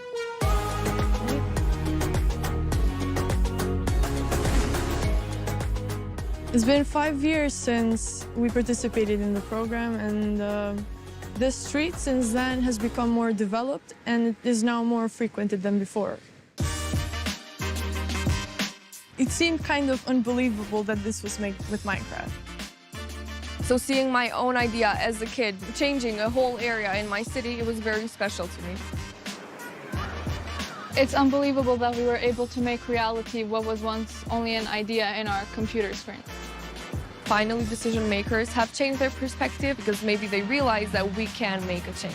In a democracy, you want the people who live in that community to be asked about what's going to happen in that community. So this is a perfect example. The community was asked, the community decided, the community designed, and the community is using it. I'm probably going to be like really happy and be like, hey friends, I made this. I walk here almost every day, and every time I see it and I see a lot of people spending time here, it's a very gratifying feeling. I just hope it will become real as soon as possible. So the reaction of the community was great, and to me it was a great feeling which I'll never forget. I came up with a skate park idea and some trees surrounding the park. It is possible to change the world and make your dreams come true.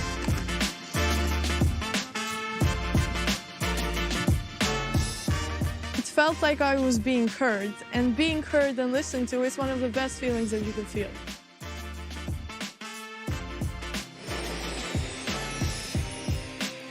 I actually was able to go to Kosovo at the start of that project, and it's just amazing to see the transformation using Minecraft. Yeah, it's amazing. Yes. Jens, you must have seen a lot of amazing things because you're about to hit your 10-year anniversary at Mojang Studios in like 2 or 3 months. Yes, it's true. Yeah, it has been an amazing journey these 10 years, and I have had so much fun working on Minecraft. But of course, I'm also a Minecraft player, and we're all like with the community, and in the end, it's really the players and the community that gives everything its purpose. Yeah, absolutely. And from myself as part of the community, I just want to say, like, thank you for the 10 years and all that you've done for Minecraft. It's made a huge difference in my life, and I think many people watching right now. Thank you. Thank you so much, Jens. Last year at Live, we announced the Nether update. Maybe since then you've been wondering about what it would be like to attend a Nether ballet. Wonder no more. Our friends at Element Animation will dance us through all the new Nether features.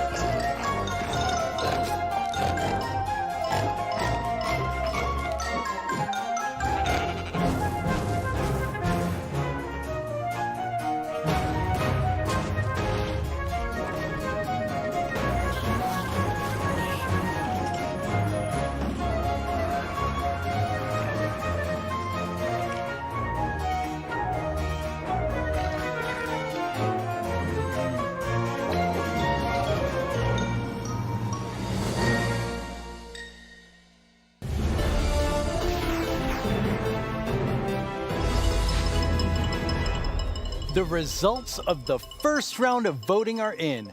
The round which determined which mob's dreams would be dashed, with no hope of making it into the final round. And it was intense. But sadly, let's all say a fond farewell to the poor Moo Bloom. Then forget it ever existed, because it's time to vote again. We are now down to the Isolager and the Glow Squid. And in the first round, they were quite close. I'm quite interested to see where the voters of the Moo Bloom will go. If you missed the first round of voting, make sure you get in on this one. It determines which one of these two makes it into Minecraft. I know who I'll be voting for. The final voting poll is live now. This is your chance to have a say in what goes into Minecraft. So don't leave yourself out. Log into Twitter and go vote.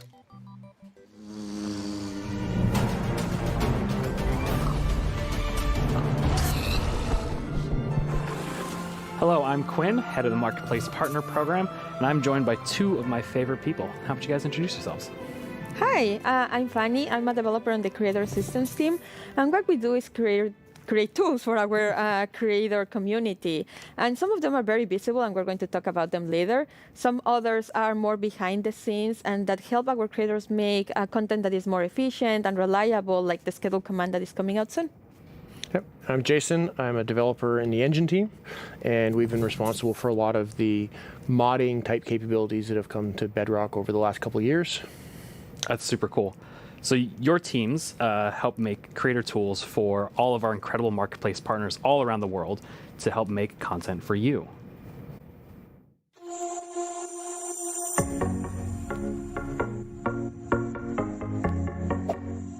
Kia ora koutou mā, ko Whete tēnei from Piki Studios here in Aotearoa, a team of 3 making content for the Marketplace and Minecraft Education Edition.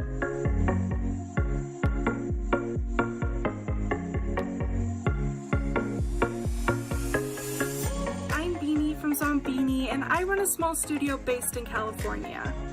We create lots of marketplace content, and I've been making tutorials for the last 7 years to teach others how to make their own Minecraft skins.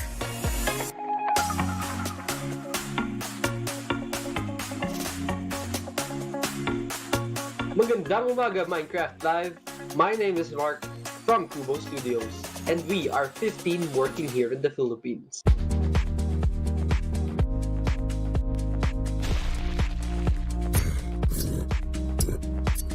Hi, I'm Tian from Everboon Games, and we are 38 people working here in England.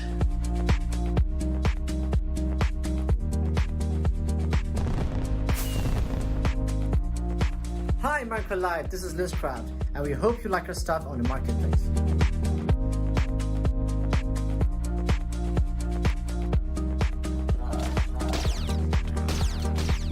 Hey everyone, I cannot believe I'm part of Minecraft Live this year.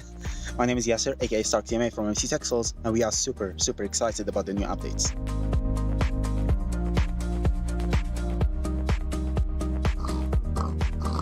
Oi Minecraft Live, eu sou Gabriel, diretor da Irim Studios, e a gente tem cerca de 5 participantes na nossa equipe, somos todos brasileiros.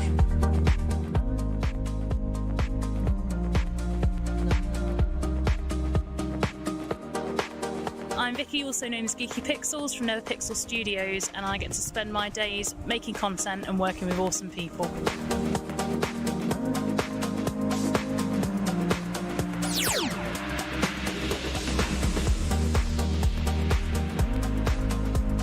Hey, I'm Warren from Guycraft, and we are 20 people working here in Israel. Shalom.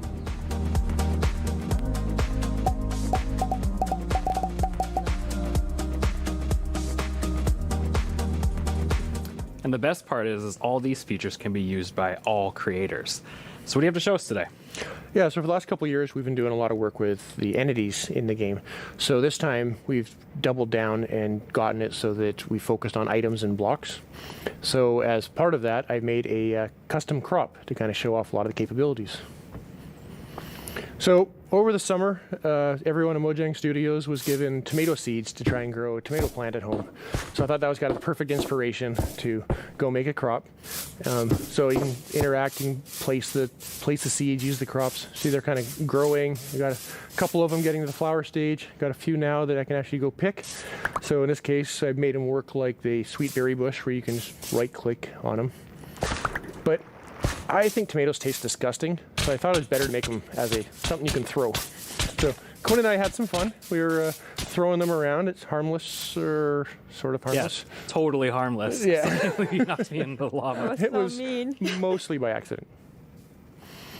But tomatoes will actually rot on the vine as well, and if they rot for too long, you get a little rotten tomato monster that can spawn from it. So I'm gonna fight him off here. But yeah, he throws rotten tomatoes. They don't fly as far as a regular tomato, but they knock you back a lot more. But kind of based off all this stuff, I think tomatoes maybe aren't the best idea. So I'm going to get rid of all my plants and never grow them again. Yeah, I agree with you on this Yeah.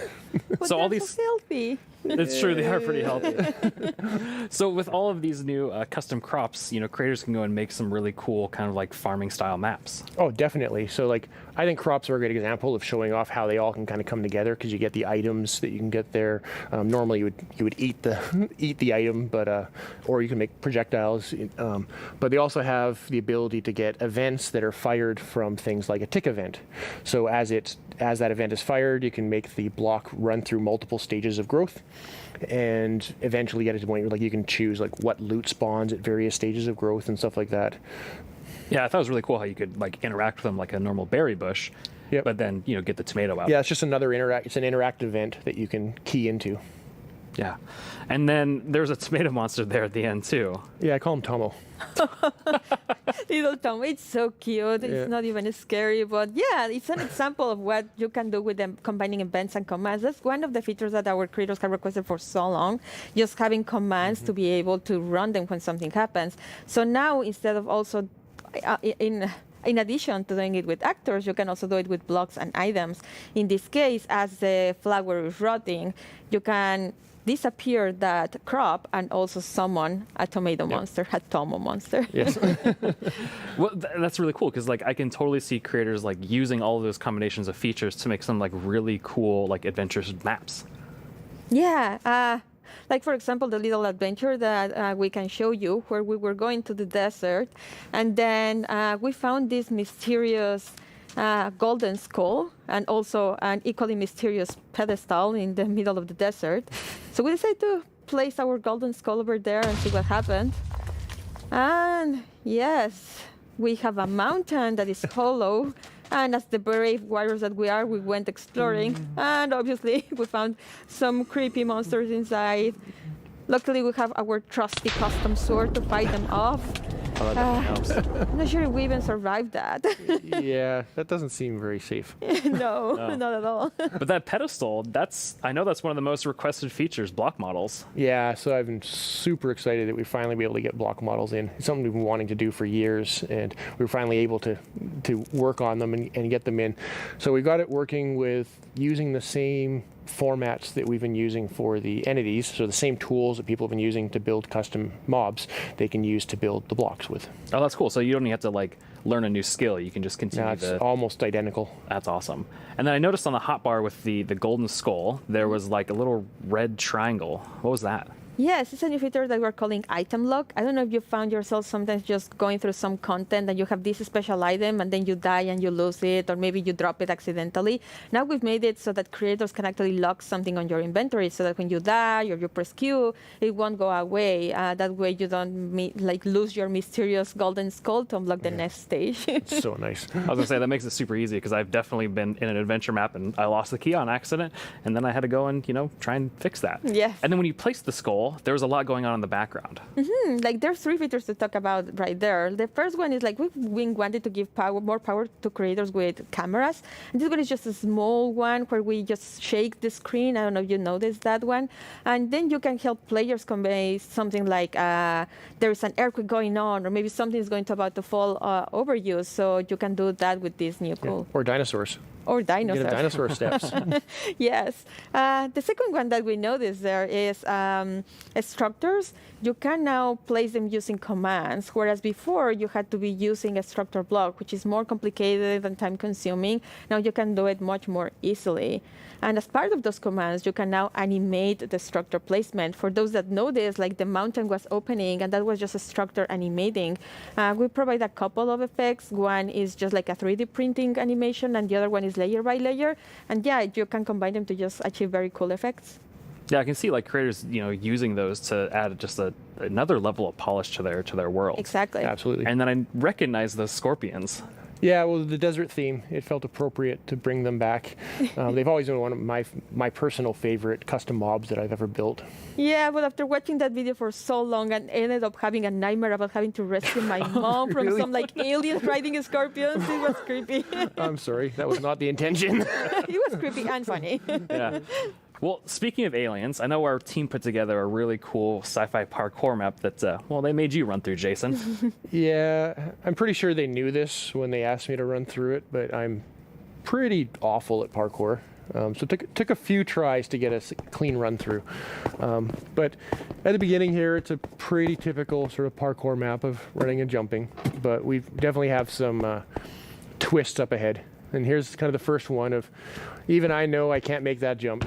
So let's see what's in the chest. And we got a Sliminator. So I'm pretty sure you know what to do here. So now, hopefully, I will jump and be able to clear this gap. And please, yes. Make it up. So to get teleported to the next section, kind of make it along and see what next obstacle we have. So now I know the chests have useful things in them. So we got a Blockinator. And we'll throw that across and get a little platform. Now I can make this jump. Even I can make that jump. And we got the hot dog, or the cyber dog, and float up. But it poisoned me, so I needed to use the antidote to rescue me there. Make it across and get through here. Now we got a wall in the way, so let's see what tool we have to get through the wall. And insta presto, and get through here. Keep going along. And this should be our last obstacle here. But I can see the teleport pad, but I can't quite get to it. But that shaft up above looks promising, along with the ladder. So let's go up and see what we get here. Fall down. And block breaks, I can get to the teleporter. And Fanny's already there. You made it. Yeah, finally. Wow, that's super 86 cool. times. I love the That's just pretty the good. aesthetic of that too, as well, like all the art and things. So those teleport blocks, those seem like a really cool way to add like another level of immersion to the worlds you're creating. Yeah, with data-driven items and blocks, we get so many new events that you can act on. Like, for example, in the case of the teleporters, you can step on it, and then an event will trigger, and you can react in so many ways. You can add particles, or in this case, for example, you run a series of commands that just teleport you to the next area. That's awesome. And then I love the Slaminator, the Blockinator, and the Magic Wand. I've never seen items do that before. Yeah, so that's another example of how combining the same tools you can achieve so many different effects. For example, the Sliminator was just using the event and the fill command, right, to replace the blocks at the bottom with the slimes. Then the next one, we have the wand, and that one is just replacing blocks with air.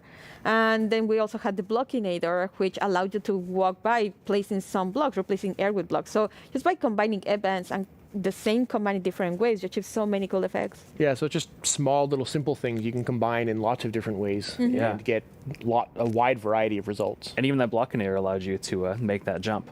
Yes. And then I also saw that there was messing with mob effects too as well. Yeah, so we've had an example of custom food in there, but in addition to just satisfying hunger like a food normally does, you can add and remove mob effects. So we had the cyber dog that gave 3 effects, the levitation, nausea, and poison. And then we had the antidote that would actually only remove 2 of them. So unlike a bucket of milk that removes all mob effects, you can make things that remove very specific things. Yeah, and then it seemed like you got, after you use that, or after you use the magic wand to get to that wall, it seemed like you were stuck, but there was something else that was going on there. Oh yeah, so there is the block that was in my way. So we made it so that another one of these events, similar to the on step on, is we also have an on fall on. So in this case, it was just an on-fall on, and you can set what distance you want the event to trigger. So you have to fall at least 10 blocks or something like that. And when you land on it, we then break the block, similar to what, like the tomato plant and other things that we saw earlier. Yeah, and it seemed like it took you quite a few tries to make it through, but Fanny was able to do it first try. Yes, unlike others, 86 times. Yeah. Yeah. And one new feature that we have is that on raw text, you'll be able to show the names of the players that are of interest at that moment, and also show scores. Like in this case, we were tracking how many times Mayor was dying. Yeah. Well, thank you both for coming on to the stage and talking a little bit about these creator tools and new features that are coming out. And with these new features, there's going to be a pretty amazing new thing coming out later this year for all Minecraft players. Remember, GDL will not be held responsible in the event of a likely death.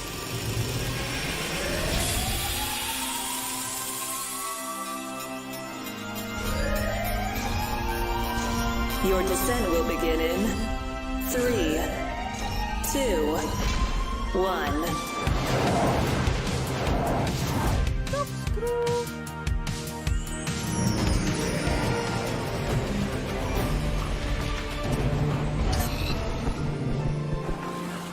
We know you've waited a long time for this update, and if you thought the first set of features for the caves were awesome, it's time for even more awesomeness. Agnes and Nir from the Vanilla Minecraft gameplay team are here to tell us what else is coming to the Caves and the Cliffs update.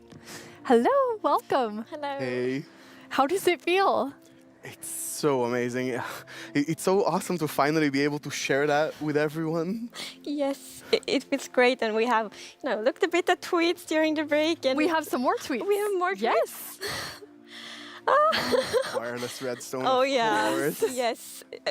And there will be so many cool things you can build with that, and the warden. It's amazing to see all the excitement. It's so cool.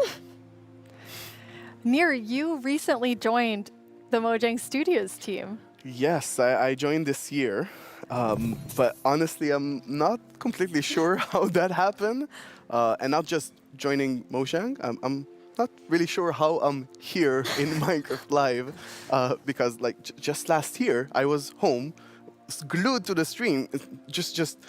I had to know what the next thing is coming to Minecraft, and today it's not only that I get to share that, I got to work on some of those things, so it's fairly incredible.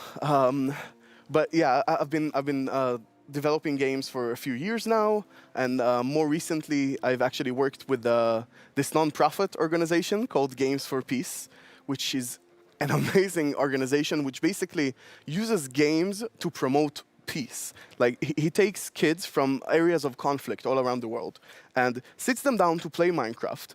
And sometimes it's kids that don't even share a language, so they can't talk. So Minecraft is the language they share. Minecraft is what helps them connect and get to know each other and creates friendships, right? And it was amazing being part of that. It's so cool. I mean, sometimes I feel like, oh, I know all the amazing things that are happening with Minecraft. And then you described that to Agnes and I, and we both were like, we've never heard that. And it's so cool. It's beautiful. Amazing. Absolutely beautiful.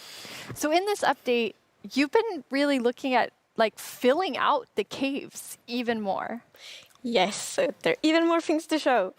And in the things we showed so far, it's a lot about like improving the journey underground, but of course we also want to add like new things to find, like new resources, and one of them are crystals.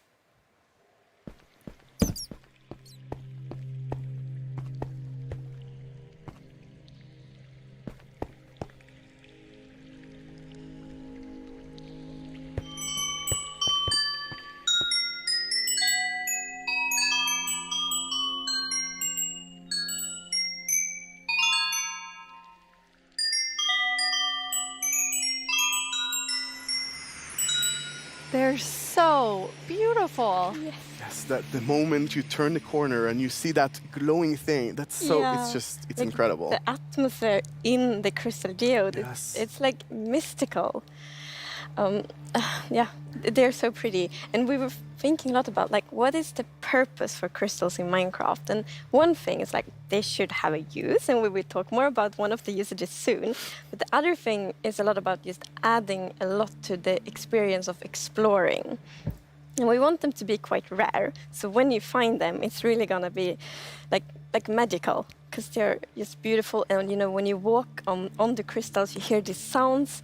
Yeah, it's just, we talked before about the pillar of Underground of Marvel. And I feel they're just the perfect feature for that sort of pillar, right? But you can't just take them with you.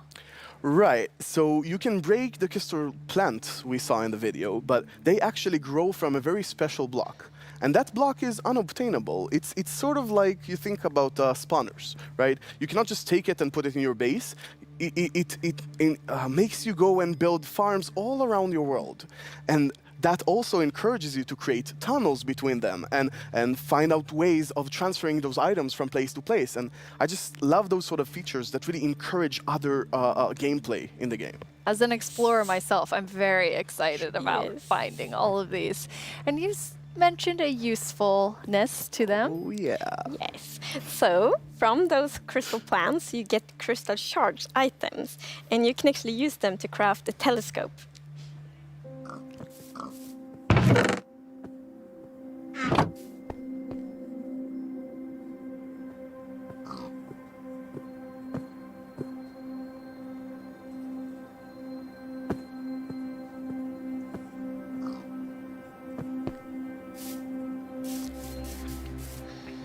That is amazing. It is. It's such a useful item. Super cool. And the cool thing is that, so yes, you use the crystal shards to craft them, but you also need something more, and that's also a new thing that we added.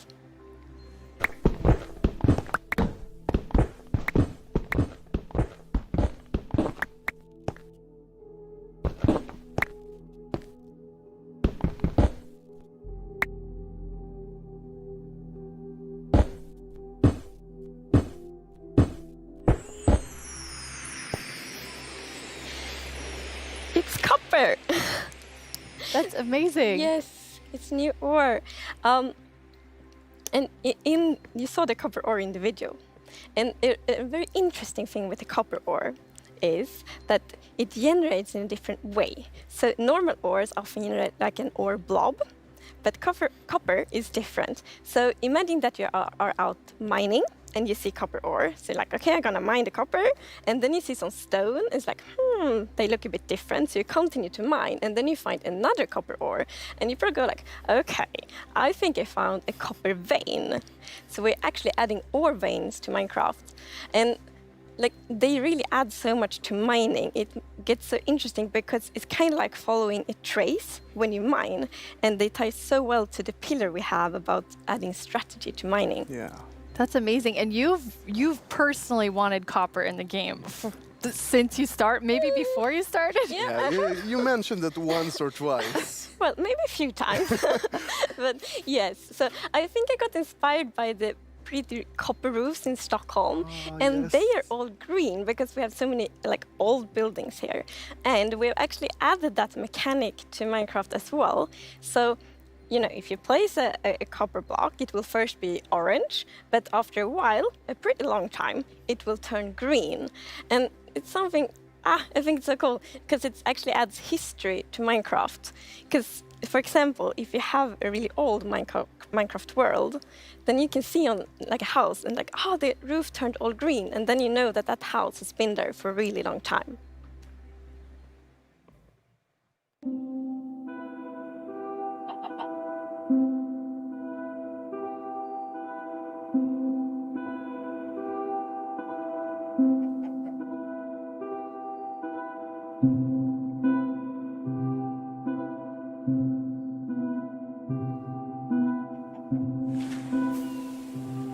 And copper won't only be used for the telescope. You actually have another really cool thing that you'll be able to craft with it.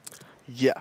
So Jens talked a bit before about these design principles that we have in Minecraft. And one of them is that if something bad happens, the player either caused it or it has a way to sort of avoid it. And one of those exceptions, for example, is lightning striking. Now, some people like to build wooden roofs in Minecraft. Some even build wall roofs. Looking at me, Might. it's not at all like the grandest castle in my realm actually has a roof fully built of wool. Yeah, that's not a good idea. No, but we did get some fires. yeah, so to try to help the players with that, we are introducing the lightning rod.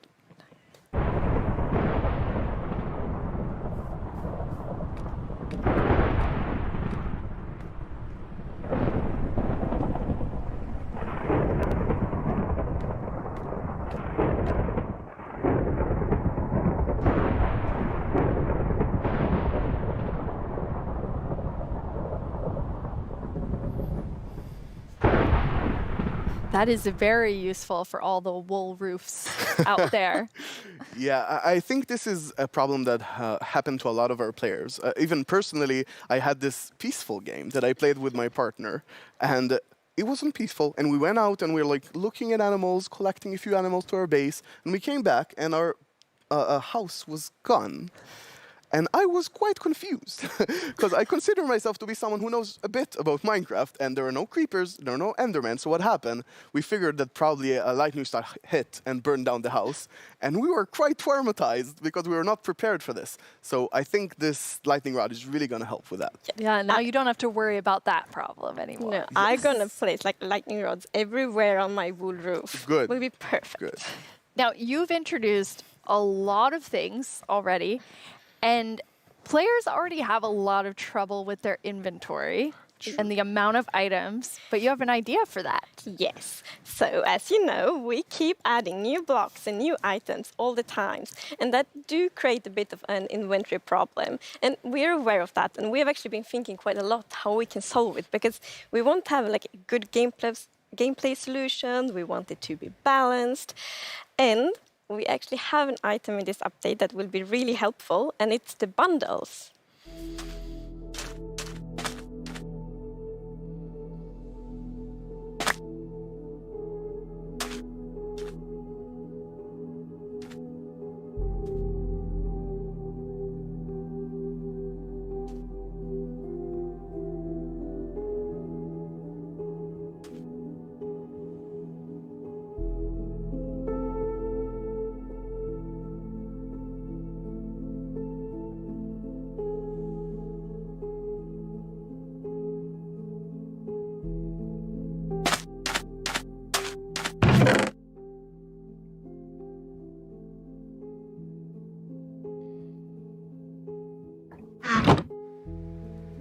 Bundles. Yeah, this is awesome. It's such an elegant solution as well, and I love it. I think we spend a lot of time talking about the inventory problem, and I think one of the biggest takeaways there was that this is not actually one problem. It's constructed from a lot of sub-problems. For example, hotbar management is one problem. Getting a lot of blocks for your huge build somewhere, that's like something the shulkers help with. But I think there is a third sub-problems where every time you leave your base to go exploring somewhere, your inventory keeps getting full of junk. Like, this lot just has 2 flowers. This lot has just 1 seed, right? And I think the bundles are really going to help with that problem. Yes. So the thing with the bundle is that you can place many different kinds of items in one bundle. So many different kinds of items in one inventory slot. So for example, I can take those 2 flowers and 1 seed and put them in one bundle. It's great. And you can kind of use them like presents too. Oh, yes. I'm so excited about seeing what players do them in like shopping district, right? You can have the bundle of the day, which has a bunch of things with it, or you can have secret bundles where you have 3 of them in a chest, but you get a random one. I think it's really going to be cool. Yes, and for example, if your friend has a birthday, you can put like your prettiest item in the bundle because it looks like a gift wrapper, and then you can give it to your friend. That's so cool. We've talked so much today on the like really game design side, but how do you work on the art side? We actually have a very close collaboration with the art team, and it's great. So my job is basically to get an abstract idea and imagine how it would fit into the Minecraft universe and then start sketching it. So once the sketch is finished, I send everything to the 3D artist that it's gonna model it and animate it to make it alive. My job is to bring sketches to life and make them move in 3D space. To work with a game that has such a special look, it's amazing. It's a challenge, it's fun, it's sometimes frustrating, but it's very rewarding. I love it. I make the pixel art of the block, and usually when I create a block texture for a new rock type, it's going to be a lot. Like, I'm going to make 50 iterations of one block because I want to make it right. Every block is like a building block for people's imagination, right? So I try to like pour a lot of love in each block to make sure that people can create what they want. So I think my favorite thing about the Minecraft look is that it's very unexpected, very unconventional, and that's where like the special comes from. Minecraft in terms of game art is special because it has such a unique look and it's very restricted. It has to be 3D pixel art and we can only work within those boundaries. So we have to like think inside the box but also outside the box. I've been working on this exciting new mob. This new mob will be the cutest predator ever existed in Minecraft. This update is incredible. Like, people have been waiting for this for so long, and we're finally gonna do it. I hope that the community is really, really happy about it. I hope they have a lot of new stuff to play with, and I hope that they're excited to see some concepts as well. It's so lovely when you can think about all of the different jobs within game development. I love seeing the artists and developers, and we all, like across the show, there's so many different types of roles that people have. Yeah, and it's really awesome to interact with all those roles and have a lot of a back and forth. We're very open in Mojang and getting ideas from all over the place, and specifically working with the art team is amazing as well. You sort of throw one idea to the air and he draws something and you're like, oh, what is that white thing in your drawing? I didn't even think about it, and it starts so many awesome ideas going. And we even integrated into our prototype process, and actually I think until I saw those sketches by the art team, I didn't really understand what archaeology in Minecraft even means. Archaeology? Yes, so we're actually adding a new system called the archaeology system. In this system, you're basically going to find these excavation sites all throughout your world. And you can make this new tool called the brush that is going to help you uncover the mysteries of all these dig sites. So you come to one of these ancient structures and you can sort of use the brush to clear away some of the rubble that may have collapsed in those structures. And sometimes you might even find something shiny inside them. But, and this is important, if you are not careful enough, like in real life, you can destroy that artifact. And when that artifact is gone, that artifact and all the secrets it held are gone forever.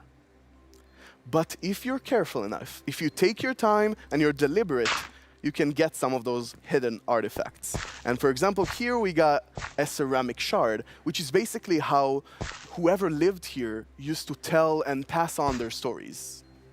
I love the story sides of the archaeology, because we often talk about that we want to deepen the mystery in Minecraft. And when you find these hidden artifacts, you kind of find like connections and hints. And we will never tell the full story, but these will inspire the players to tell their own stories about their own Minecraft worlds. Exactly.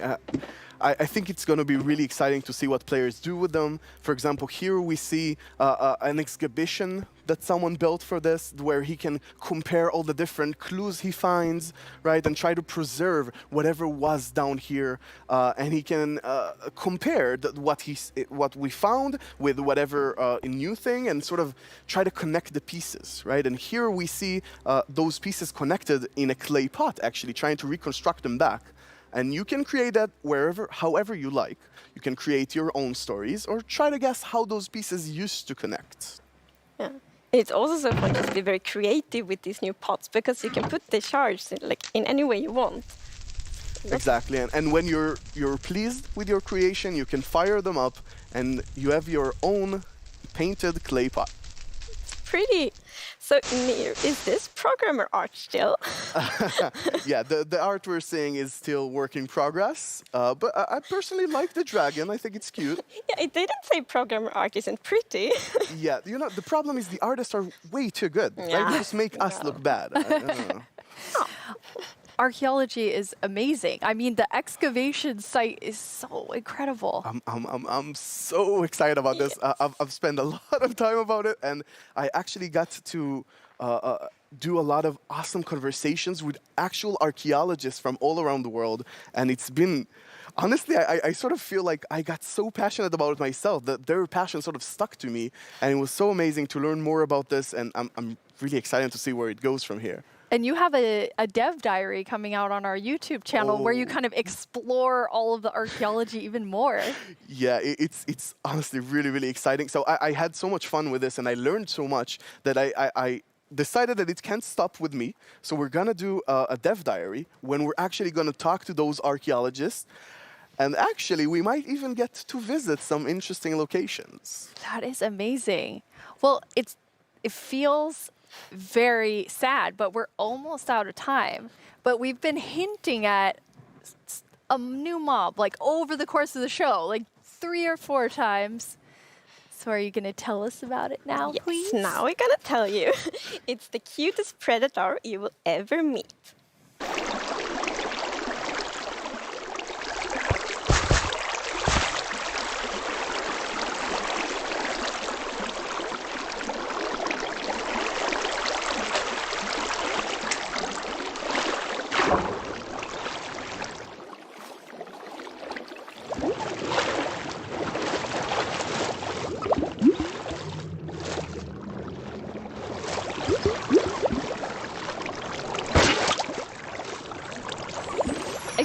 I feel like there's only one sound I can make after seeing that, which is like... Cute. It's so adorable. The axolotls. How did you decide on axolotls? So, when we add a new mob to Minecraft, we really wanted to have like its own unique character. We wanted to have purpose. And it's also a very good thing if it happens to be ugly cute. And the axolotl is perfect. It has all of these things. Well, I guess on the ugly cuteness, it might be quite a big emphasis on the cute side, but still. And we actually had a brainstorm in the team. So we were like, okay, we're gonna add goats, but we want to add another animal. And then one of the developers posted like a big picture of an axolotl, and we all went like, yes! Yes, this right perfect. now. It's like the definition of ugly cute. It's like made for Minecraft. Perfect. And then we also found out that axolotls are endangered in the real world, and we think it's good to add endangered animals to Minecraft to create awareness around that. So that's also a good thing. Like with the bees? Yes, like with the bees last year, for example. But yeah, so the axolotls, as you saw in the video, they live in the lush caves and they really add a lot of life to the lush caves. And there's also a bucket of axolotl. I didn't think it could get cuter. I know. But that is just so cute. I don't know how to handle it, but it's so cute. So when you're walking around in the lush caves and you see some axolotls, then you can actually scoop them up in your bucket and take them with you. So maybe you build like a pretty aquarium for them in your base, or maybe you bring them to your ocean adventure.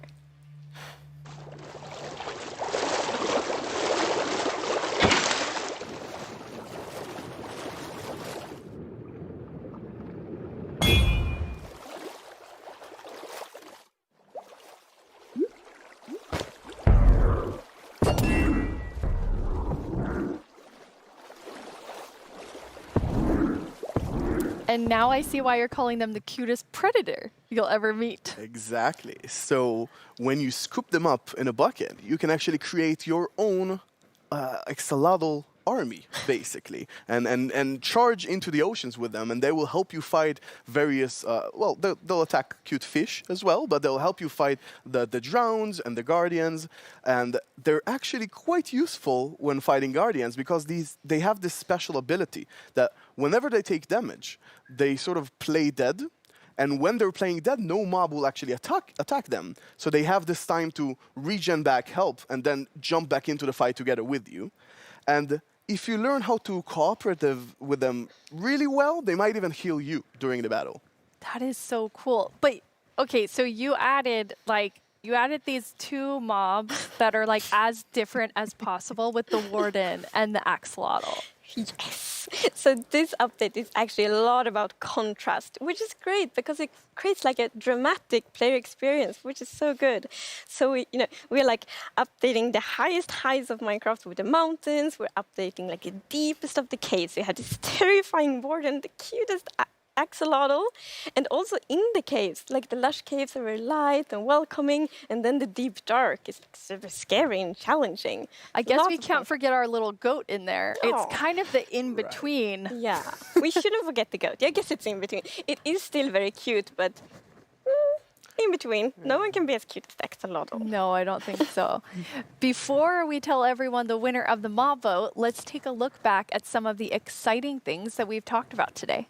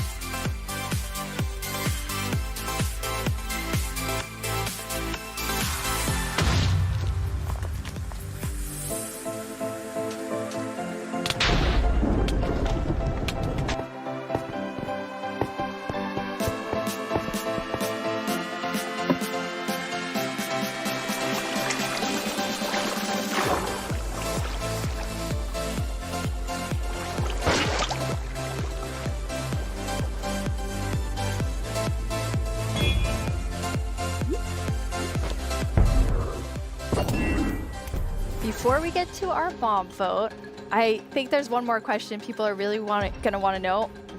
When are we going to get the Caves and the Cliffs update? It's a good question. So we plan to release it summer 2021. And this actually is really good. As I mentioned in the beginning of the show, we really want to have a lot of time to work together with the community to like gather feedback, see all the great ideas, because the community always have so many good ideas. So it feels good that we now have a lot of time to actually work together on this update. Amazing. And the community decided on a new mob that will enter the game. So which one of you gets to do the honors today? So I think Tiny Agnes has been a bit mean this year, so I think you should open it, Nir. You should announce the winner. Yes. Can I look first? Yeah. You're gonna know before everyone else? It's the glow squid! Wow. I guess everyone was mesmerized by the glow squid, not just the tiny ones. No, I wow. was really not expecting that. That is so awesome. Yes, like I didn't expect it at all, but it's great. And glow squids will look so cool in the caves. Like exactly. The atmosphere. They fit this update so well. Like it will be, imagine it's just all dark in the caves and then you see the glow squids swimming around. It will be so good. beautiful. Can they be friends with the axolotls? The axolotls are predators, so I'm not sure. The axolotls might actually attack them. Yeah. Oh no. We'll see, we'll see. I'll talk to them. Think about it. Yes. We have committed to a lot of things, so I think we need to get work on all of the things that we've shown in the show. Yeah. For all of you watching, Minecraft wouldn't be what it is today without all of you. From all of us at Mojang Studios, thank you so much. Bye.